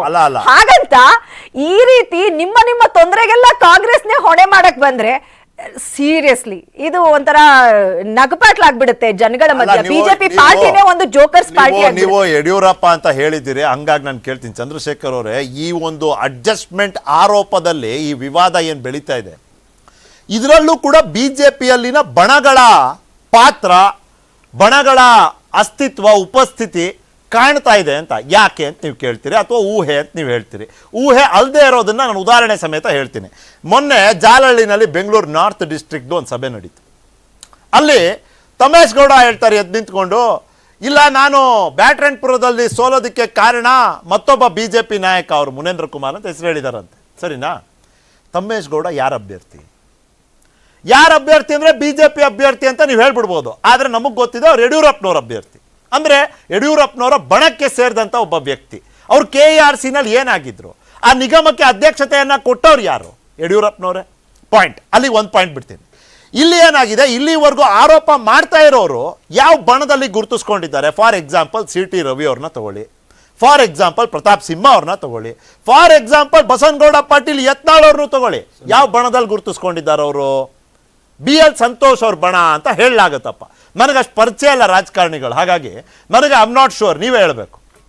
ಸೋಲ್ಸಿರೋ ಮಾತಾಡಿದಾಗ ಪರಮೇಶ್ವರ್ ಅವ್ರನ್ನ ಕೊರಟಗೆರೆಯಲ್ಲಿ ಯಾರು ಸೋಲ್ಸಿದ್ರು ಅಂತ ಪರಮೇಶ್ವರ್ ಅವರು ಹೇಳಿದ್ರು. ಇವತ್ತು ಗೆದ್ದು ಬಂದು ಸಿದ್ದರಾಮಯ್ಯ ಬಿಡಿ ಸರ್ ಆ ಮಾತನ್ನ. ಸೋಲ್ಸಿದ್ರು ಅಂತ ಹೇಳಿ ಪರಮೇಶ್ವರ್ ಅವರೇ ಹೇಳಿದ್ರು. ಯಾರು ಯಾವ ಬಣ ಅದು? ಗೃಹ ಸಚಿವರು ಬಣ ಯಾವ್ದು? ಬಣ ಯಾವ್ದು ನೋಡಿ? ಮತ್ತೆ ಪ್ರಾಬ್ಲಮ್ ಇದು ಬಿಜೆಪಿ ಏನಂತ ಹೇಳಿದ್ರೆ ಅವರ ಅವಲೋಕನ ಬೈಠಕಗಳಿಗೆ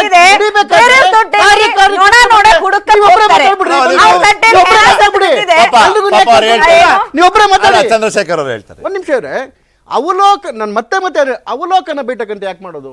ಕಾರ್ಯಕರ್ತರು ಏನು ಪಾಸಿಟಿವ್ ಆಗಿದೆ, ಏನು ನೆಗೆಟಿವ್ ಆಗಿದೆ, ಮುಂದೆ ಏನು ತಿದ್ಕೋಬೇಕು, ಏನು ನಾವಾಗಿದೆ ಎಲ್ಲ ತಿಳಿಯೋದಕ್ಕೆ ನಾವು ಅವಲೋಕನ ಬೈಠಕ್ ಮಾಡೋದು. ಅವಲೋಕನ ಬೈಠಕ್ಕೂ ನಾವು ಕದ್ದಿ ಮುಚ್ಚಿ ಮಾಡಲ್ಲ. ಎಲ್ಲ ಮೀಡಿಯಾಗಳ ಮುಂದೆ ಎಲ್ಲ ಮುಂದೆನೇ ನಾವು ಮಾಡಿದ್ವಿ. ಏನಕ್ಕೆ ಮಾಡಿದ್ವಿ? ಅಲ್ಲಿ ನೋವುಗಳು ಇದ್ದೇ ಇರ್ತೀರಿ. ಸೋತವ್ರ ಮೇಲೆ ಸಹಜವಾಗಿ ನೋವಿದೆ.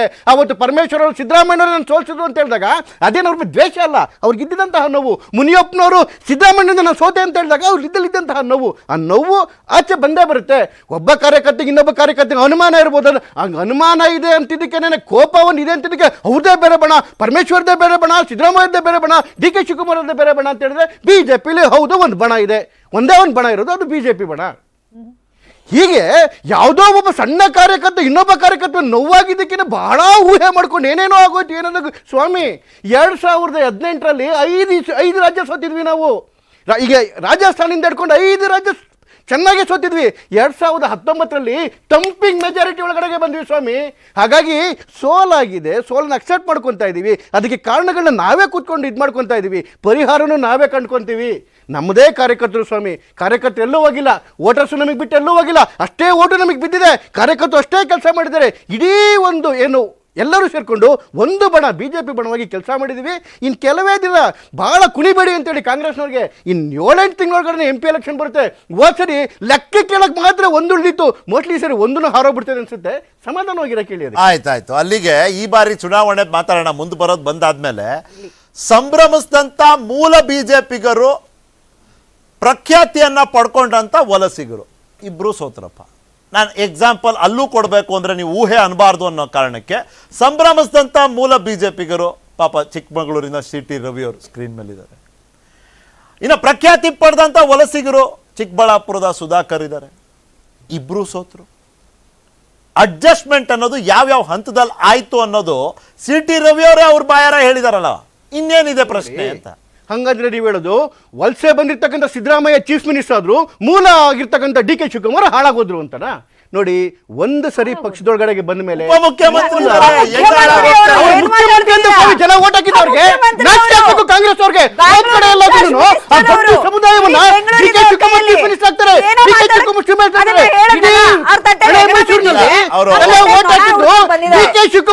ಆಗ್ತಾರೆ ಅಂತ, DCM ಆಗ್ತಾರೆ ಅಂತಲ್ಲ ಸ್ವಾಮಿ. ಜನಕ್ಕೆ ಮಂಕು ಬೂದಿ ಹಚ್ಚಿದ್ಯಾರು? ನೀವೇನ ಮಂಕು ಬೂದಿ ಹಚ್ಚಿದ್ದು ಕಾಂಗ್ರೆಸ್ನವ್ರೆ. DK ಶಿವಕುಮಾರ್ಗೆ ಹಳ್ಳ ತೊಡಿದು ಗುಣಿ ಹಾಕಿದ್ದು ನೀವೇನ ಸ್ವಾಮಿ. ಯಾಕೆ ಹೇಳ್ತಾ ಇದ್ದಾರೆ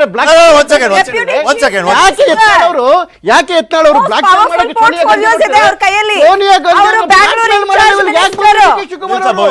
ಯಾಕೆಂದ್ರೆ ವಲಸೆ ಬಂದಿದ್ರಲ್ಲ ಸಿದ್ದರಾಮಯ್ಯನವರು, ಅವ್ರನ್ನ ಮೆರೆಸ್ತಾ ಇದ್ರಿ ನೀವು. ಹಾಳು ಮಾಡ್ತಿರೋದು ಮೂಲ ವಲಸಿಗರು ಅಂತ ಹೇಳಿದ್ರೆ ಅದು ನಮ್ಮೆಲ್ಲ ಕೇಳ್ತಿರೋ ಪ್ರಶ್ನೆ. ನಾನು ಅವಾಗ್ಲೂ ಕೇಳ್ದೆ, ಈಗ್ಲೂ ಕೇಳ್ತೀನಿ. ಗೆದ್ದವರು ಸೋತವರು ಮೂಲ ವಲಸಿಗ ಎಲ್ಲರ ನಡುವೆನೂ ಅಭಿಪ್ರಾಯದ ವ್ಯತ್ಯಾಸ ಇಲ್ಲೂ ಇದೆ. ಅದು ಅದಕ್ಕೆ ಕೇಳ್ದೆ ನಾನು. ಗೆದ್ದಿರೋರು ಬಿಜೆಪಿ ಅವರೇ, ಸೋತಿರೋರು ಬಿಜೆಪಿ ಅವರೇ. ಅಲ್ಲ, ಗೆದ್ದಿರೋರು ಬಿಜೆಪಿ ಅವರೇ, ಸೋತಿರೋರು ಬಿಜೆಪಿ ಅವರೇ. ಅಂದ್ರೆ ಸೋತ್ ಬಿಜೆಪಿ ಅವ್ರು ಏನ್ ಹೇಳ್ತಿದ್ದಾರೆ ಅಂದ್ರೆ ನಮ್ಮನ್ನ ಸೋಲಿಸಿದವ್ರು ಕಾಂಗ್ರೆಸ್ ಅಲ್ಲ, ನಮ್ಮನ್ನ ಸೋಲಿಸಿದವ್ರು ಬಿಜೆಪಿ ಅವರೇ. ಗೆಲ್ಸಿರೋರು ಜನ, ಸೋಲ್ಸಿರೋರು ಜನನೇನೆ. ಹಾಗಾಗಿ ನೋಡಿ, ನಾನು ಅದನ್ನೇ ಹೇಳಿದೆ, ಅವಲೋಕನ ಬೈಠಕಲ್ಲಿ ಬರ್ತಕ್ಕಂತಹ ಒಂದೊಂದು ಸಣ್ಣ ನೋವುಗಳಿಗೆ ಆ ಸಣ್ಣ ನೋವು ಬರೋ ವಿಷಯಕ್ಕೆ ಬಹಳ ದೊಡ್ಡದಾಗಿ ಕ್ಯಾರಿ ಮಾಡಬೇಡಿ ಸ್ವಾಮಿ. ಸೋಲು ಗೆಲುವು ಸಹಜವೇ. ಇಡೀ ದೇಶದಲ್ಲಿ 50 ಸೀಟು ತಗೊಳ್ಳೋ ಯೋಗ್ಯತೆ ಇಲ್ದಿರ್ತಕ್ಕಂಥ ದೈನಸಿ ಸ್ಥಿತಿಗೆ ಕಾಂಗ್ರೆಸ್ ಬಂದು ಕೂತಿದೆ. ಇವತ್ತು ನಾವು 18 ರಾಜ್ಯದಲ್ಲಿ ರಾಜ್ಯಭಾರ ಮಾಡ್ತಾ ಇದೀವಿ. ಸೋಲು ಬಂದಿದೆ, ನಾಳೆ ಗೆಲ್ತೀವಿ. ಸೋಲು ಗೆಲುವಿನ ಒಂದು ಸೋತು ಬಿಟ್ಟಿದೀವಿ ಅಂತೇಳಿ ನಾನು ಅದನ್ನೇ ಹೇಳ್ತಾ ಇರೋದು. ಹೋದ್ ಸರಿಗೆ ಎಷ್ಟು ಓಟ್ ಬಂದಿತ್ತು ಅದಕ್ಕಿಂತ ಜಾಸ್ತಿ ಓಟ್ ಬಂದಿದೆ ಸ್ವಾಮಿ. ನಮ್ಮ ಜನ ಎಲ್ಲೂ ಕೈ ಬಿಟ್ಟಿಲ್ಲ. ಮಂಕು ಬೂದಿ ಹಚ್ಚಿದ್ರು, ಬಡವರಿಗೆ ಮುಗ್ಧರಿಗೆ ಟೋಪಿ ಹಾಕಿ ಮಂಕ್ ಬೂದಿ ಹಚ್ಬಿಟ್ಟು ಸುಳ್ಳೇಳಿ ಅಧಿಕಾರಕ್ಕೆ ಬಂದಿದ್ದಾರೆ. ಅವ್ರ ಯೋಗ್ಯತೆಗೆ 24 ಗಂಟೆ ಅಂತ ಹೇಳಿದವ್ರಿಗೆ ಕೊಡ್ತಕ್ಕಂಥ ಎಲ್ಲವೂ ಸುಳ್ಳೆ.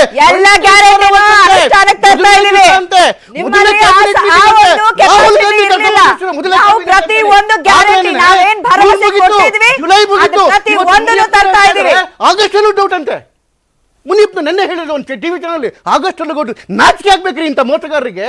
ಇವತ್ತು ಬಂದ್ಬಿಟ್ಟು ಇನ್ನೊಂದು ಪಕ್ಷದ ಬಗ್ಗೆ ಮಾತಾಡ್ತಾರಲ್ಲ, ಯಾವ ನೈತಿಕತೆ ಇದೆ? ಈಗ ಬಿಜೆಪಿಯವ್ರನ್ನ ಜನ ಸೋಲ್ಸಿದ್ ಒಂದೇ ಕಾರಣ, ಕರ್ನಾಟಕದ ಜನತೆ ಮೂರ್ಖರು ಅನ್ಕೊಂಡ್ಬಿಟ್ಟಿದ್ರು. ನರೇಂದ್ರ ಮೋದಿ ಅವ್ರನ್ನ ವೋಟ್ ಹಾಕ್ಬಿಡ್ತಾರೆ ಅನ್ಕೊಂಡಿದ್ರು. ಅವರ ಒಂದು ಕರಪ್ಷನ್ ಆಗ್ಬೋದು, ಅವರ ಒಂದು ಇನ್ಎಫಿಷಿಯನ್ಸಿ ಹೋಗುತ್ತೆ. ನರೇಂದ್ರ ಮೋದಿ ಅವರು ಬಂದಿದ ತಕ್ಷಣ ಅವ್ರ ಮುಖ ತೋರಿಸಿದ ತಕ್ಷಣ ಅನ್ಕೊಂಡ್ಬಿಟ್ಟಿದ್ರು. ಯಾವಾಗ ಜನ ನರೇಂದ್ರ ಮೋದಿ ಎರಡು ರಾಷ್ಟ್ರೀಯ ಪಕ್ಷದ ಪ್ರತಿನಿಧಿಗಳು ಸಾಕಷ್ಟು ಹೇಳಿದಿರಿ. ಚರಣ್ ಗೌಡ್ರೆ, ಇಲ್ಲಿ ನನಗೆ ಆಶ್ಚರ್ಯ ಅಂದ್ರೆ ಏನ್ ಗೊತ್ತಾ, personally as a reporter, as a journalist, sir ಸೋತವ್ರು ಯಾವತ್ತೂ ಅಳ್ತಾರೆ, ದೂಷಿಸ್ತಾರೆ, ಕಂಪ್ಲೇಂಟ್ ಮಾಡ್ತಾರೆ, ಅದೆಲ್ಲ ಇದಿರುತ್ತೆ ಸರ್. ಆದ್ರೆ ಇಲ್ಲಿ ಗೆದ್ದವ್ರು ಕೂಡ ಮಾಡ್ತಾರಲ್ಲ ಸರ್. ಈಗ ಸೋತವರು ಒಂದು 2-3 ದಿನ ಮಾಡ್ತಾರೆ, ಗೆದ್ದವರು 5 ವರ್ಷ ಇದೆಯಲ್ಲ, ಈ ಚೇರು ಆ ಚೇರು, ಮ್ಯೂಸಿಕಲ್ ಚೇರು ಈ ಚೇರ್ಗೋಸ್ಕರ ಕಿತ್ತಾಡ್ತಾನೆ ಇರ್ತದೆ. ಆ ಕಿತ್ತಾಟ ಏನು ನಿಲ್ಲಲ್ಲ. ಇದು MP ಎಲೆಕ್ಷನ್ವರೆಗೂ ಒಂದು ತಕ್ಕ ಮಟ್ಟಿಗೆ ಇದು ಯಾವುದೋ ಒಂದು 5 ಗ್ಯಾರಂಟಿ ಕೊಟ್ಟಿದಾರಲ್ಲ, ಒಂದು ಟೋಪಿಗಳು ಹಾಕೊಂಡು ಕಿವಿ ಮೇಲೆ ಇಕ್ಕೊಂಡು ಹೋಗ್ತಾ ಇರ್ತಾರೆ. ಆಗಸ್ಟ್, ಸೆಪ್ಟೆಂಬರ್, ಅಕ್ಟೋಬರ್, ಒಂದ್ ನಿಮಿಷ ಪಂಚರತ್ನ ಬೇಕಾದ್ರೆ ಒಂದಿನ ಡಿಬೇಟ್ ಹಾಕೋಣ. ನಿಮಗೆ ತಾಕತ್ತಿದ್ರೆ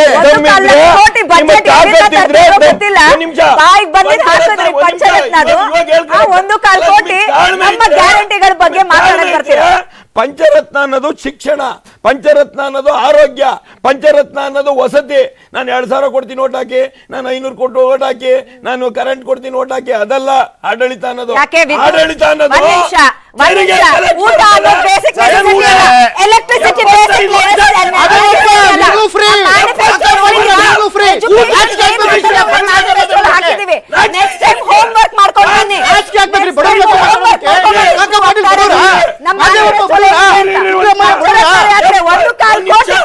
ಲಕ್ಷ ಕೋಟಿ ಅನೌನ್ಸ್ ಮಾಡಿದ್ರು, ಅಂತ ಗೊತ್ತಿಲ್ಲ.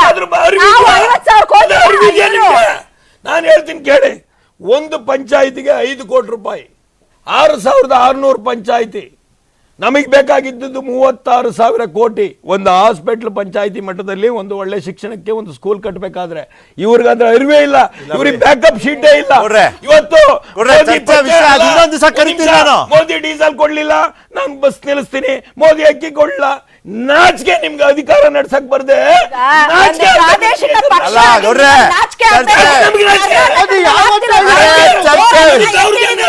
ಸ್ವಾರ್ಥಿಗಳಾಗ್ತಿದ್ದೀರಾ ಪ್ರಾದೇಶಿಕ ಪಕ್ಷ, ಕನ್ನಡಿಗರ ಪಕ್ಷ ಇಲ್ಲಿ ಬಿಜೆಪಿ ಜೊತೆ ರಾಜ್ಯಕ್ಕೆ ಮೋಸ ಮಾಡಿದ್ರೆ ನೀವು ಮಾಡಬೇಕಾಗಿರೋದು ಮಾತಾಡಬೇಕಿತ್ತು.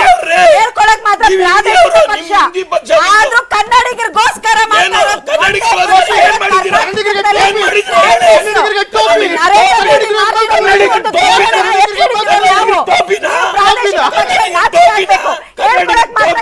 ಅಲ್ಲಪ್ಪ, ಒಂದು ನಿಮಿಷ ಭವ್ಯ ಅವ್ರೆ, ಚರಣ್ ಗೌಡ್ರೆ, ಚಂದ್ರಶೇಖರ್, ಚರ್ಚೆ ಬರ್ರಿ. ಅಡ್ಜಸ್ಟ್ಮೆಂಟ್ ಬಗ್ಗೆ ಪಂಚರತ್ನ ಅಲ್ಲ ಚರ್ಚೆ, ಪಂಚರತ್ನ ಗ್ಯಾರಂಟಿ ಅಲ್ಲ ಚರ್ಚೆ. ಚರಣ್ ಗೌಡ್ರೆ,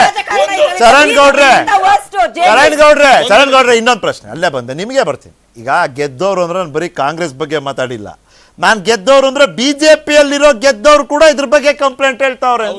ಈಗ ನೋಡಿ ಸರ್, ಏನಾಗುತ್ತೆ, ಆಬ್ವಿಯಸ್ಲಿ ಸೋಲಿಗೆ ನಾನಾ ಕಾರಣಗಳು ಹುಡ್ಕಕ್ಕೆ ಹೋಗುತ್ತೆ ಪಕ್ಷಗಳು. ಕಾರಣಗಳಲ್ಲಿ ಒಂದೊಂದೇ ಸಿಗ್ತಾ ಬರುತ್ತೆ. ಅಡ್ಜಸ್ಟ್ಮೆಂಟು ಒಂದು ರಾಜಕಾರಣದಿಂದ ಸೋತಿರ್ತಾರೆ, ಅಥವಾ ಭ್ರಷ್ಟಾಚಾರವು ಒಂದು ಇದಾಗಿರುತ್ತೆ, ಕಾರಣ ಆಗಿರ್ತದೆ. ಈ ನಾನು ಹೇಳೋದೇನೆಂದ್ರೆ, ಕಾಂಗ್ರೆಸ್ ಭ್ರಷ್ಟಾಚಾರದ ಬಗ್ಗೆ ಮಾತಾಡಿದ್ರೆ ನಗಬೇಕಾ ಬೇಡ ಸರ್? ಈ ದೇಶದ ಅತಿ ದೊಡ್ಡ ಭ್ರಷ್ಟಾಚಾರಗಳು ಬೋಫರ್ಸು, ಈ ದೇಶದ ಅತಿ ದೊಡ್ಡ ಭ್ರಷ್ಟಾಚಾರ 2G, ಈ ದೇಶದ ಅತಿ ಬೆಸ್ಟ್ ಭ್ರಷ್ಟಾಚಾರ ಕ್ರೀಡಾಂಗಣ, ಕಲ್ಲಿದ್ದಲು. ಇಂಥ ಭ್ರಷ್ಟಾಚಾರ ಮಾಡಿದ ಭ್ರಷ್ಟಾಚಾರಿಗಳು ಬಂದು ಇವತ್ತು ಭ್ರಷ್ಟಾಚಾರದ ಮುಂದೆ ಟಿವಿನಲ್ಲಿ ಮಾತಾಡ್ತಾರೆ ಅಂದ್ರೆ ನಮ್ಮ ದೇಶಕ್ಕೆ ಇದಕ್ಕಿಂತ ನಾಚಿಕೆಗೇಡು ಸಂಗತಿ ಬೇಕಾ? ಹಾಗಾಗಿ ನಾನು ಹೇಳೋದು ಇಷ್ಟೇ, ಬಿಜೆಪಿನೂ ಆತ್ಮಾವಲೋಕನ ಮಾಡ್ತಾವ್ರೆ, ಜನತಾದಳದವರು ಆತ್ಮಾವಲೋಕನ ಮಾಡ್ತಾವ್ರೆ, ಕಾಂಗ್ರೆಸ್ನವ್ರಿಗೂ ಕಾಲಿಗೆ ಗೆಜ್ಜೆ ಹಾಕೊಂಡು ಕುಣಿತಾವ್ರೆ. ಇನ್ನು 7-8 ತಿಂಗಳು ಕಾಲಿಗೆ ಗೆಜ್ಜೆ ಹಾಕೊಂಡು ಕುಣಿರಿ. ಲೋಕಸಭೆ ಅನ್ನೋದು ಒಂದು ಬರುತ್ತೆ, ಇಡೀ ದೇಶದಲ್ಲಿ ನಿಮ್ಗೆ ಎಷ್ಟು ಸೀಟ್ ಬರುತ್ತೆ, ಯಾರಿಗೆ ಯಾವ ಚೇರ್ ಸಿಗುತ್ತೆ ಅಂತ ಈ ದೇಶದ ಜನ ಡಿಸೈಡ್ ಮಾಡ್ತಾರೆ. ಒಂದು ನಿಮಿಷ ನೀವು ಮಾತಾಡ್ತೀರಾ ಭವ್ಯ, ನೀವು ಮಾತಾಡ್ತೀರಾ. JDS ಬಗ್ಗೆ ನೀವೇನು ಮಾತಾಡಕ್ ಹೋಗ್ಬೇಡಿ. ನೀವು ಕಾಂಗ್ರೆಸ್ ಬಗ್ಗೆ ಅವ್ರು ಮಾತಾಡಾದ್ಮೇಲೆ ನೀವು ಮಾತಾಡಿ. ನಿಮಿಷ ನೀವು ಮಾತಾಡಿ. ಅವ್ರು ಮಾತಾಡಾದ್ಮೇಲೆ ನಮ್ಮನ್ನೇನು ಹೂವ ತಗೊಳಕ್ ನಿಮ್ಮನ್ನೇನು ಒಳಕ್ಕೂ ಬಿಟ್ಕೊಂಡಿಲ್ಲ. ನೀವು ಬರೋದು ಬೇಡ ನಮ್ಮ ಮನೆಗೆ. ವಿರೋಧ ಪಕ್ಷವಾಗಿ ನಿಮ್ಗೆ ಏನ್ ಕೆಲಸ ಮಾಡಬೇಕು, ಹೆಂಗ್ ಕೆಲಸ ಮಾಡಬೇಕು, ನಿಮ್ಗೆ ಹೆಂಗ್ ಕಿವಿ ಚುಚ್ಚಬೇಕು ಅನ್ನೋದು ನಮಗೆ ಗೊತ್ತಿದೆ. ನಾವು ಚುಚ್ತೀವಿ. ಬಿಜೆಪಿ ಜೊತೆ ಅಡ್ಜಸ್ಟ್ಮೆಂಟ್ ಮಾಡ್ಕೊಂತೀರಾ ಮಾಡ್ಕೊಳ್ಳಿ, ರಾಜ್ಯ ಜನಕ್ಕೆ ಗೊತ್ತಾಗ್ಲಿ. ಬಟ್ ನಾವೇನು ಅಷ್ಟು ಈಸಿಯಾಗಿ ನಿಮ್ಮನ್ನು ಬಿಡೋದಿಲ್ಲ. ಮಾಡಿ 5 ವರ್ಷದ್ದು ಕೊಟ್ಟಿರೋ ಭರವಸೆ ಈಡೇರಿಸಿ.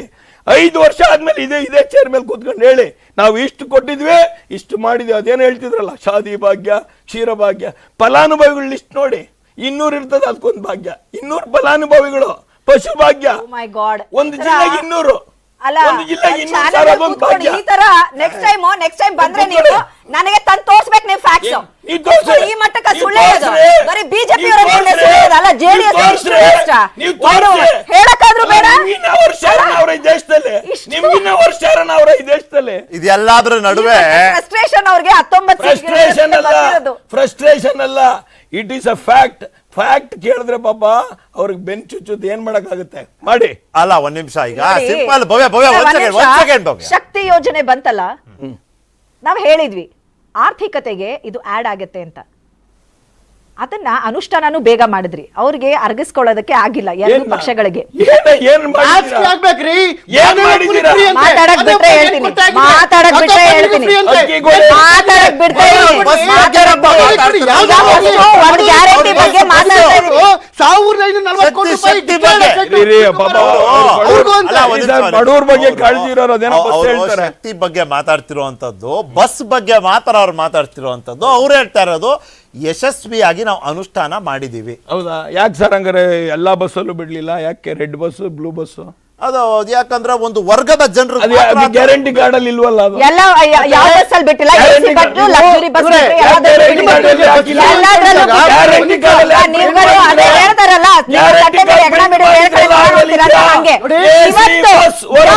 ಹೆಣ್ಮಕ್ಳಿಗೆ ಒಂದು ಅರ್ಹತೆ ಯಾವ ಹೆಣ್ಣು ಮಕ್ಕಳಿಗೆ ಸೇರ್ಬೇಕು ಆ ಒಂದು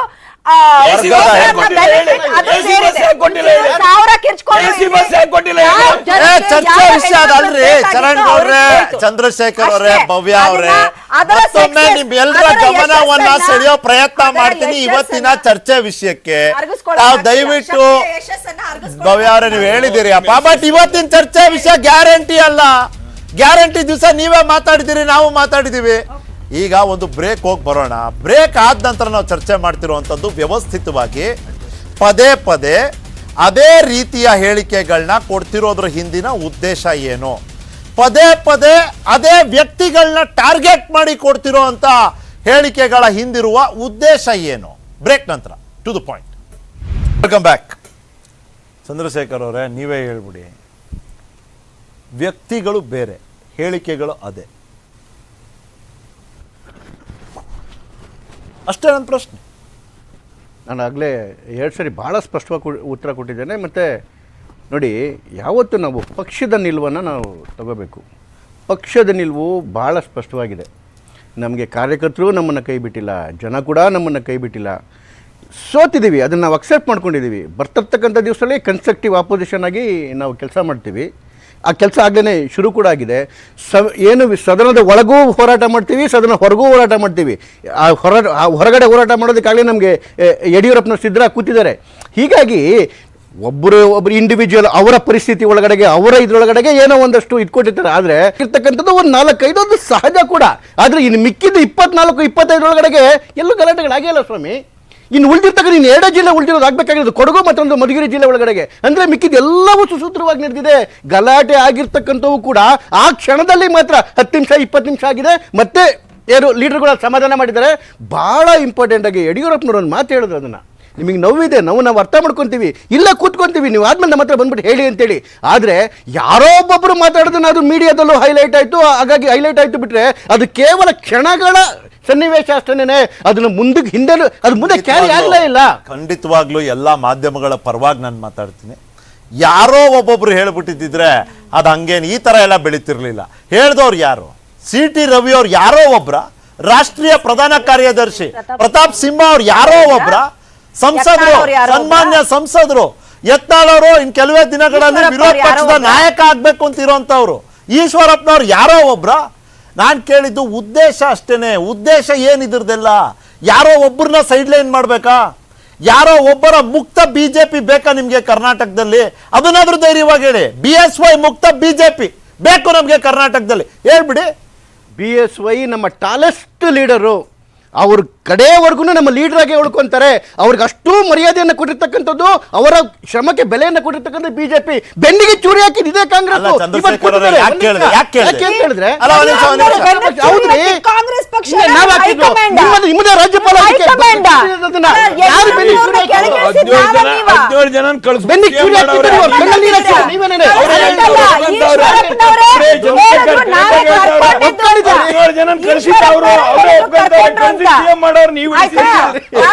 ನಾನು ಕಳ್ಸದ್ವಿ ಅಂತ ಹೇಳಿದ್ದು ನಾವು ಕರ್ಕೊಂಡ್ವಿ ಅಂತ.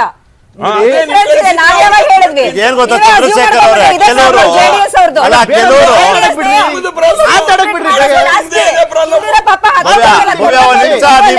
ಅಲ್ಲ, ನಿಮ್ದು ಸ್ಟಾರ್ಟಿಂಗ್ ಅಲ್ಲಿ ನೀವು ಹೈಕಮಾಂಡ್ ಹೇಳಿದ್ ನನಗೆ ನೆನಪಿದೆ, ಅಲ್ಲಿಗೆ ಬರ್ತೀನಿ, ಒಂದ್ ನಿಮಿಷ ಇರಿ. ಚಂದ್ರಶೇಖರ್ ಅವರೇ, ಇಲ್ಲಿ ಏನ್ ಗೊತ್ತಾ, ಕೆಲವ್ರು ಹೇಳ್ತಾರೆ ಬಿಜೆಪಿ ಅವರು ಇದನ್ನ ಪಕ್ಷವನ್ನ ರಿವ್ಯಾಂಪ್ ಮಾಡೋದಕ್ಕೆ, ಪುನಶ್ಚೇತನಗೊಳಿಸೋದಕ್ಕೆ ಈ ಒಂದು ಸೋಲನ್ನ ನಾವು ವೇದಿಕೆಯಾಗಿ, ಅವಕಾಶವಾಗಿ, ಒಂದು ಆಪರ್ಚುನಿಟಿಯಾಗಿ ನೋಡಬೇಕು. ಇಲ್ಲಿವರೆಗೂ ಯಾವ ಸಮುದಾಯ, ಯಾವ ವ್ಯಕ್ತಿ, ಯಾವ ನಾಯಕತ್ವದ ಮೇಲೆ ಅತಿರೇಕದ ಅವಲಂಬನೆ ಇತ್ತೋ ಅದನ್ನ ಬದಲಾಯಿಸುವಂತ ಸಮಯ ಇದು. ಹಾಗಾಗಿ ಬಣಗಳ ನಡುವೆ ಜಿದ್ದಾಜಿದ್ದಿ. ನಾವು ಸ್ಟೇಟ್ ಪ್ರೆಸಿಡೆಂಟ್ ಆಗಬೇಕು, ನಮ್ಮ ಬಣದವರೇ ಲೀಡರ್ ಆಫ್ ಅಪೋಸಿಷನ್ ಆಗಬೇಕು. ಅವಾಗ ಏನಾಗುತ್ತೆ, ಯಾವುದೋ ಒಂದು ವ್ಯಕ್ತಿ, ಆ ವ್ಯಕ್ತಿಯ ನಾಯಕತ್ವ, ಅದ್ರ ಮೇಲಿರುವಂಥ ಅವಲಂಬನೆ ಕೆಡವಾಕ್ದಂಗೆ ಆಗುತ್ತೆ. ಇದು ಉದ್ದೇಶ. ಇಬ್ರು ಮೆಂಬರ್ ಇದ್ದಂತಹ ಬಿಜೆಪಿ ಇವತ್ತು ಇಡೀ ಜಗತ್ತಿಗೆ ಅತಿ ದೊಡ್ಡ ಪಕ್ಷ ಆಗಿ ಬಂದಿದೆ. ಸೋಲು ನಮಗೆ ಅಪರೂಪನೂ ಅಲ್ಲ, ಅಥವಾ ಇದೇನೋ ಕಡೆಯದೂ ಅಲ್ಲ. ಸೋಲನ್ನ ಗೆಲುವನ್ನ ಸಮಾನವಾಗಿ ಸ್ವೀಕರಿಸ್ತಕ್ಕಂಥ ಮನಸ್ಥಿತಿ ನಮಗಿದೆ. ಕಾರ್ಯಕರ್ತರ ಆಧಾರಿತ ಪಕ್ಷ. ಈ ಲೀಡರ್ಗಳು ಇಮ್ಮೆಟೀರಿಯಲ್ ರೀ. ಯಾರೊಬ್ರು ಮಾತಾಡ್ತಾರೆ ಹೋಗ್ತಾರೆ ಅಂತ ಹೇಳಿದ್ರೆ ಲೀಡರ್ ಇಮ್ಮೆಟೀರಿಯಲ್. ಇಲ್ಲಿ ಪ್ರತಿಯೊಬ್ಬರು ಕಾರ್ಯಕರ್ತದ ಪಕ್ಷ, ನಾಳೆ ಕೂಡ ಕಾರ್ಯಕರ್ತದ ಪಕ್ಷ. ಹಾಗಾಗಿ ಪಕ್ಷದ ನಿಲುವೇನಿರುತ್ತೆ ಅದು ಕಾರ್ಯಕರ್ತರ ನಿಲುವಾಗುತ್ತೆ.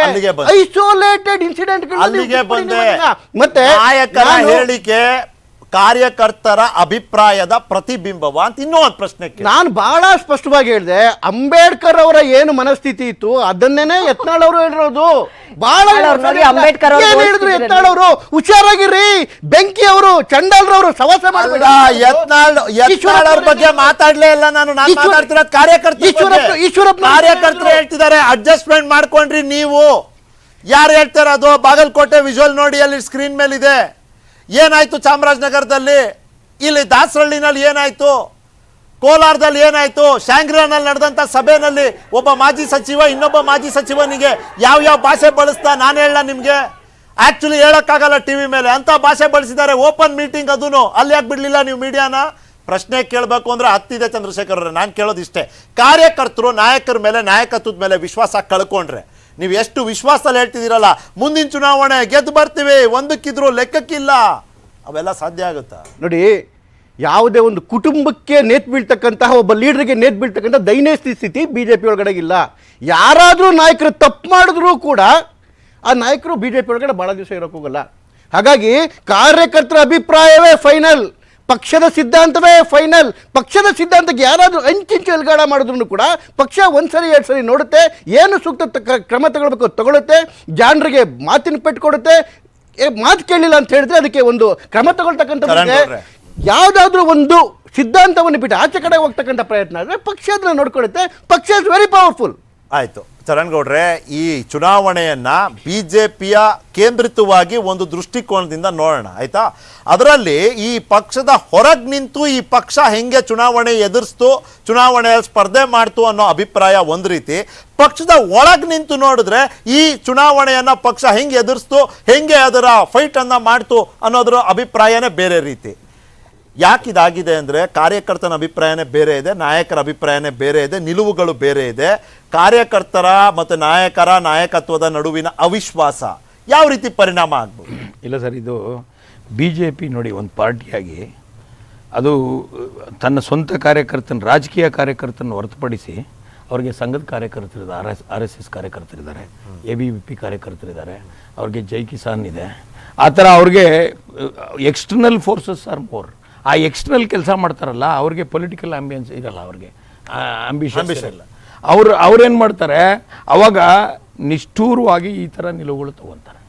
ಅದು ಬೇರೆ ಪಕ್ಷಗಳಲ್ಲಿ ನಡೆಯಲ್ಲ. ಪೊಲಿಟಿಕಲಿ ಕಾರ್ಯಕರ್ತರುಗಳಿರ್ತಾರಲ್ಲ, ನನಗೇನೋ ಸಿಗಬೇಕು, ನನಗೊಂದು ಸೀಟ್ ಸಿಗಬೇಕು, ನನಗೆ ನಾಳೆ ಬೋರ್ಡ್ ಚೇರ್ಮನ್ ಆಗಬೇಕು, ನಾಳೆ ಅವ್ರನ್ನ ಎದುರಾಕ ಮಾಡೋದು ಅಂತ ಇರ್ತದಲ್ಲ ಪಕ್ಷಗಳು, ಅದು ನಮ್ಮ ಪಕ್ಷನೂ ಸೇರಿ ನಾವು ಇವಾಗ ಯಾರನ್ನೇ ಕ್ವಶನ್ ಮಾಡೋಕ್ಕಾಗಲ್ಲ.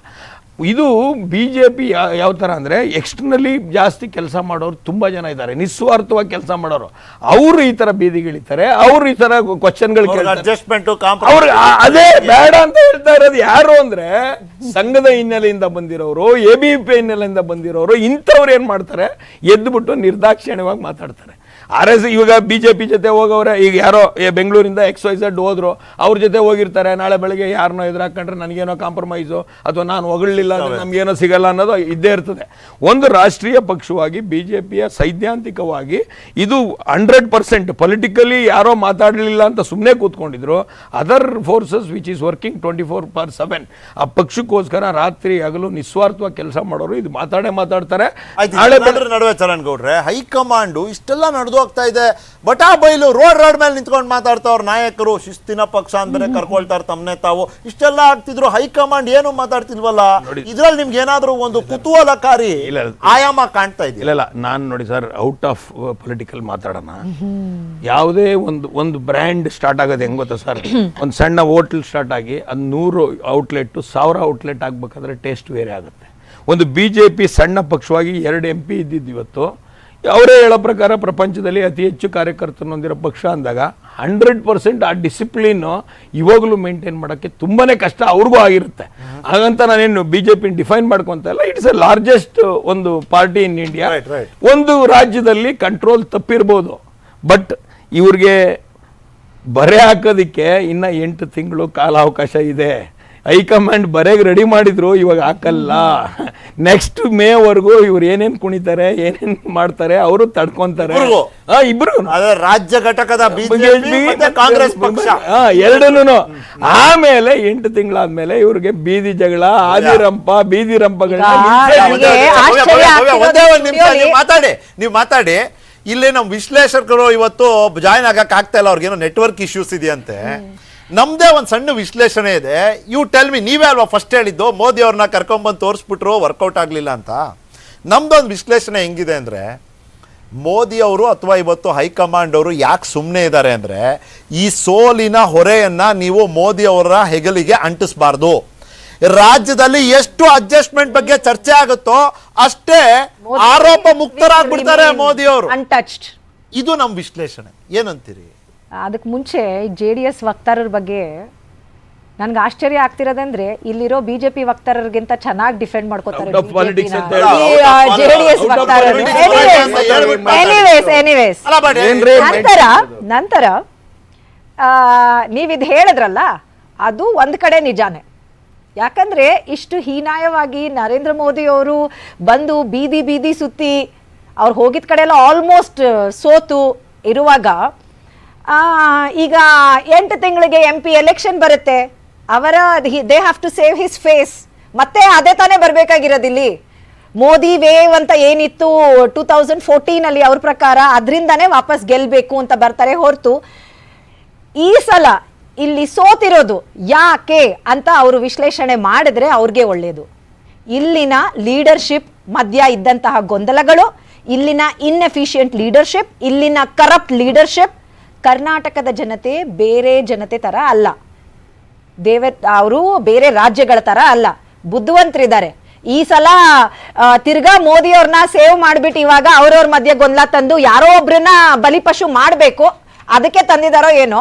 ಬಟ್ ಆ ಬಲಿಪಶು ಯಾರು ಅಂತ ಕಾಂಪಿಟೇಷನ್ ನಡೀತಿರೋದು. ಯಾರನ್ನ ಮಾಡೋದು ಬಲಿಪಶು, ಯಾವ ಬಣದವ್ರನ್ನ ಮಾಡೋದು, ನಾನ್ ಬಲಿ ಆಗ್ಬೇಕು ಅಂತ ಅವರು ಕಾಂಪಿಟೇಷನ್. ಯಾರನ್ನ ಮಾಡೋದು ಅಂತ. ಈಗ ಅಡ್ಜಸ್ಟ್ಮೆಂಟ್ ಪೊಲಿಟಿಕ್ಸ್ ಅಂತಾರೆ. ಯಾರು? ಪ್ರತಾಪ್ ಸಿಂಹ ಅವರು. ಯಾರು ಅದನ್ನ ಹೇಳಿ. ಯತ್ನಾಳ್ ಅವ್ರು ಬಂದು ಹೇಳ್ತಾರೆ DK ಶಿವಕುಮಾರ್ನ ಸೇರಿಸಬೇಡಿ ಅಂತ. ಯಾಕೋ ಎಲ್ಲಾರು ಬೊಮ್ಮಾಯಿ ಅವ್ರನ್ನೇ ಒಂದು ಟಾರ್ಗೆಟ್ ಮಾಡ್ತಾರೆ. ಯಾಕೆಂದ್ರೆ 47% ಕಮಿಷನ್ CM ಅಂತ ಅವ್ರನ್ನೇ ತಾನೇ ಕರೆದಿದ್ದು. ಅಡ್ಜಸ್ಟ್ಮೆಂಟ್ ಅಂತ ಅವ್ರನ್ನೇ ತಾನೇ ಹೇಳ್ತಿದ್ರು. ಇವಾಗ ನಾವು ತನಿಖೆ ಮಾಡ್ತಿಲ್ಲ ಅಂತ ಹೇಳ್ತಿರೋದು ಪ್ರತಾಪ್ ಸಿಂಹ ಅವ್ರು. ಅದನ್ನೇ ಅಲ್ವಾ? ನಾನು ಅದನ್ನೇ ಹೇಳಿದ್ದು. ಪದೇ ಪದೇ ಬೇರೆ ಬೇರೆ ವ್ಯಕ್ತಿಗಳು ಅದೇ ರೀತಿಯ ಹೇಳಿಕೆ exactly That is my point. ಒಂದು ಈ ಕಡೆ ಈಶ್ವರಪ್ಪ ಅವ್ರು ಬಂದು ಹೇಳ್ತಾರೆ ವಲಸಿಗರು ಅಂತ, ಬೊಮ್ಮಾಯಿ ಅವ್ರನ್ನು ವಲಸಿಗರು ಅಂತಾನೆ ನೋಡ್ತಾರೆ.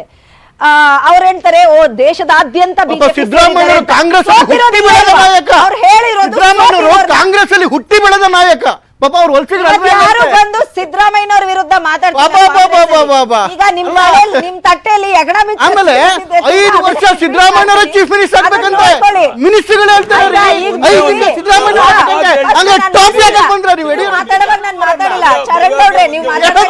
ವಲಸಿಗರಲ್ಲ ಅವರು, ಇಲ್ಲೇ ಹುಟ್ಟಿ ಬೆಳೆದವರು. ಕರಪ್ಟೆಡ್ ಪಾರ್ಟಿ ಅಂತಾರೆ ಇಬ್ರು. 2 ಸಲ ಸಿಎಂ ಆಗಿರೋರು ಬಂದಿರೋರು ಅವ್ರು. ಆಯ್ತಾ, ಕರಪ್ಟೆಡ್ ಪಾರ್ಟಿ ನಾವು ಜೈಲ್ಗೆ ಹೋಗೋರು ಸಿದ್ದರಾಮಯ್ಯನವರು ಅವ್ರ ಬಗ್ಗೆ ಮಾತಾಡಕ್ ಬರ್ಬೇಡಿ. ಯಾವ ಪಾರ್ಟಿ ಕರಪ್ಟೆಡ್ ಅಂತ ಅವ್ರು ಹೇಳ್ಬೇಕು. ಇವ್ರ ಪಾರ್ಟಿಯವರು ಜೈಲ್ಗೆ ಹೋಗೋರೆ, ಆ ಪಾರ್ಟಿಯವರು ಜೈಲ್ಗೆ ಹೋಗೋರೆ. It is based on corruption. ಆಯ್ತು, ಅಲ್ಲ ಬಿಡಿ. ಈಗ ಕಡೆ ಒಂದು ಪ್ರಶ್ನೆ ಕೇಳಿ ಈ ಕಾರ್ಯಕ್ರಮನ ಮುಗಿಸೋ ಟೈಮ್.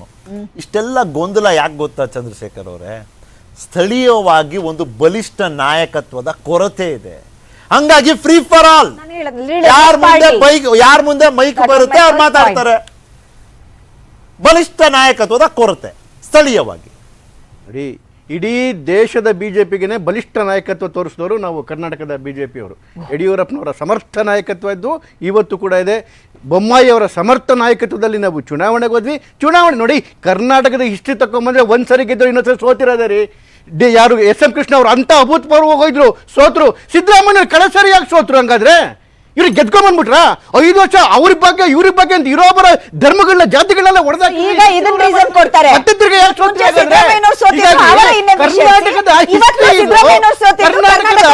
ಕರ್ನಾಟಕದ ಹಿಸ್ಟ್ರಿ ಇದು. ನಾವು ಸೋತಿರ್ಬೋದು ಇವ್ರೆ, ನಮ್ಗೆ ಓಟ್ ಕಡಿಮೆ ಆಗಿಲ್ಲ. ನಾವು ಸೋತಿರ್ಬೋದು, ನಮ್ಗೆ ಕಾರ್ಯಕರ್ತರು ಕಡಿಮೆ ಆಗಿಲ್ಲ. ನಾವು ಸೋತಿರ್ಬೋದು, ನಮ್ಗೆ ಕಡಿಮೆ ಆಗಿಲ್ಲ. ನಾವು ಸೋತಿರ್ಬೋದು, ನಮ್ ಸಿದ್ಧಾಂತದಲ್ಲಿ ಅವತ್ತು ರಾಜಿ ಮಾಡ್ಕೊಂಡಿಲ್ಲ. ನಾವು ಸೋತಿರ್ಬೋದು, ಮೋದಿ ಅವರ ನಾಯಕತ್ವ ಈ ದೇಶಕ್ಕೆ ಇಲ್ಲಿಂದ ಆಚೆ ಕಡೆ ಹೋಗಿಲ್ಲ. ಸೋತಿರಬಹುದು. ನಾಯಕತ್ವ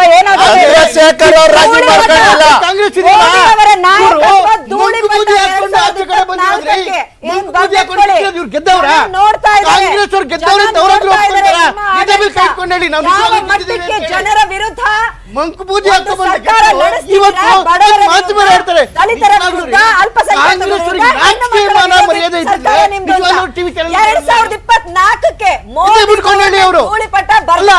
ಗೆಲ್ತಕ್ಕಂಥ ತಾಕತ್ತಿದ್ರೆ ಜನರಿಗೆ ಮಂಕುಬೂದಿ ಹಚ್ಚಬೇಕಾಗಿತ್ತು. ಆಯ್ತು, ಅಲ್ಲಿಗೆ ಕಡೆದಾಗಿ ಅಲ್ಲ ಒಂದ್ ನಿಮಿಷ. ಚಂದ್ರಶೇಖರ್ ಅವ್ರು ಹೇಳಿದ್ರು ನಾವು ಸಿದ್ಧಾಂತದ ವಿಷಯದಲ್ಲಿ ಬೇರೆ ವಿಷಯದಲ್ಲಿ ರಾಜಿ ಇಲ್ಲ ಅಂತ.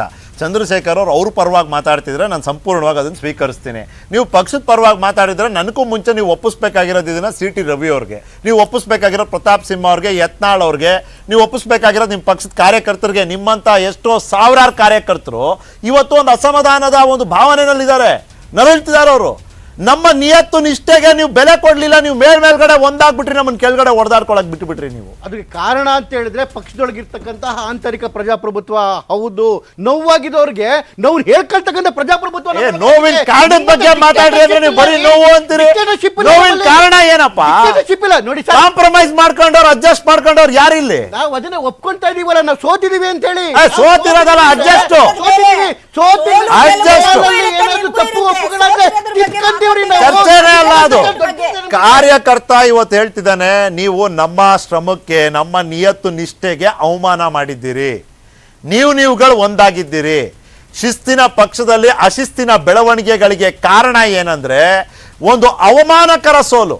121 122 ಸೀಟ್ ಇದ್ದಂಥವ್ರು 66ಕ್ಕೆ ಬೀಳ್ತಾರೆ ಅಂದ್ರೆ 50% ಸೀಟ್ಗಳನ್ನ ಕಳ್ಕೊಂಡ್ಬಿಡ್ತಾರೆ. ನೀವು ಹೋಲಿಕೆ ಮಾಡೋದೇ ಆದ್ರೆ ಮಾಡಿ. ಸಿದ್ದರಾಮಯ್ಯನವರು ಕೂಡ 2013ರಲ್ಲಿ 122 ಸೀಟ್ ಗೆದ್ದು ಬಂದು ಅದಾದ್ಮೇಲೆ 80 ಸೀಟ್ ಗೆದ್ರು. So who retained more seats? Chandrashekar ಅವರಲ್ಲ. ಚರ್ಚೆ ಹೋಲಿಕೆ ಅಂತ ಮಾಡೋದಾದ್ರೆ ಪ್ರತಿ ಹೆಜ್ಜೆಯಲ್ಲೂ ಮಾಡಬೇಕು. ಅನುಕೂಲ ಇದ್ದಾಗ ಮಾಡೋದು, ಇಲ್ಲಾಂದ್ರೆ ಬಿಟ್ಬಿಡೋದು, ಅದು ಸರಿ ಇರೋದಿಲ್ಲ. 224 ಕ್ಷೇತ್ರಗಳಲ್ಲಿ ಅಷ್ಟು ಜಿಲ್ಲೆಗಳಲ್ಲಿ ಅವಲೋಕನ ಬೇಕಾಗ್ತಾ ಇದೆ. ತೊಂದರೆ ಆಗಿರ್ತಕ್ಕಂಥದ್ದು, ನೋವಾಗಿರ್ತಕ್ಕಂಥದ್ದು, ಬಹಿರಂಗವಾಗಿ ನೋವನ್ನ ಕೆಲವು ಮತ್ತೊಮ್ಮೆ ಚಂದ್ರಶೇಖರ್ ಅವರೇ 4-5 ಜಾಗದಲ್ಲ ಸ್ವಾಮಿ, ಗೌರವಪೂರ್ವಕವಾಗಿ ಕೆಲವು ನಿಮಿಷ ನೋವಾಯ್ತು. ನೋವಿಗೆ ಕಾರಣ ಏನು? 4-5 ಜಾಗ ನೋವಿಗೆ ಕಾರಣ ಏನು? 224 ಕ್ಷೇತ್ರದಲ್ಲಿ ನಿಮಗೆ ಕಾರ್ಯಕರ್ತರ ರಕ್ತ ಬೆವರು ಸುರಿಸಿ ಪಾಪ ಅವನು ಪಕ್ಷಕ್ಕೋಸ್ಕರ ಕೆಲಸ ಮಾಡಿ ಇವತ್ತಲ್ಲಿ ಬಂದು ಕೂತ್ಕೊಂಡು ಸಭೆಯಲ್ಲಿ ನಿಮ್ಮ ಭಾಷಣ ಕೇಳಬೇಕಾದ್ರೆ ಅವನಿಗೆ ನೋವಲ್ಲ, ಉರಿಯತ್ತೆ ಮೈ ಪೂರ್ತಿ. ಅದಕ್ಕೆ ಎದ್ದು ನಿಂತು ಮಾತಾಡ್ತಿದ್ದಾನೆ. ಅದಕ್ಕೆ ನಾನು ಹೇಳಿದೆ, ಶಿಸ್ತಿನ ಪಕ್ಷ ಅಂತ ಕರೆಸ್ಕೊಳ್ಳುವಂತ ಭಾರತೀಯ ಜನತಾ ಪಾರ್ಟಿಯಲ್ಲಿ ಅಶಿಸ್ತಿನ ಬೆಳವಣಿಗೆಗಳಾಗಬೇಕು ಅಂದ್ರೆ ಅದಕ್ಕೆ ಕಾರಣ ಕೇವಲ ನೋವಲ್ಲ ಸರ್. ನೋವು ಅನ್ನೋದು ಬಹಳ ಅಂಡರ್ಸ್ಟೇಟೆಡ್ ವರ್ಡ್. ಆಕ್ರೋಶ ಇವತ್ತಿರೋದು ಭಾರತೀಯ ಜನತಾ ಪಾರ್ಟಿಯ ಕಾರ್ಯಕರ್ತರಲ್ಲಿ ಆಕ್ರೋಶ. ನೋವು ಅಂತ ಹೇಳಿ ಮತ್ತೊಂದು ಅವಮಾನ ಮಾಡಬೇಡಿ. ನೋಡಿ, 4-5 ಕ್ಷೇತ್ರಗಳಲ್ಲಿ ಕೆಲವೇ ನಿಮಿಷಗಳಲ್ಲಿ ಹೊಡೆದಿರ್ತಕ್ಕಂತ ಇದು ಆಸ್ಫೋಟನೆ ಅಂತೇಳಿ ಆಕ್ರೋಶ ಅಂತ ಇಟ್ಕೊಳ್ಳಿ. ಅಂದ್ರೆ ಇನ್ನ 219 ಕ್ಷೇತ್ರದಲ್ಲಿ ಏನು ಪ್ರಾಬ್ಲಮ್ ಆಗಿಲ್ಲ ಸ್ವಾಮಿ. ಆದ್ರೆ ಇವತ್ತು ಡಿ ಕೆ ಶಿವಕುಮಾರ್ ಹೇಳ್ತಾರೆ ಇವ್ರು ಮಾಡ್ತಿರೋ ಅನ್ಯಾಯಕ್ಕೆ ನಾನು ರಾಜಕೀಯ ಬಿಟ್ಬಿಡ್ಬೇಕು ಅಂತ ಅನ್ಸುತ್ತೆ ಅಂತ. ಇಲ್ಲಿವರೆಗೂ 5 ವರ್ಷ ಮುಖ್ಯಮಂತ್ರಿ ಬದಲಾಗೋದಿಲ್ಲ.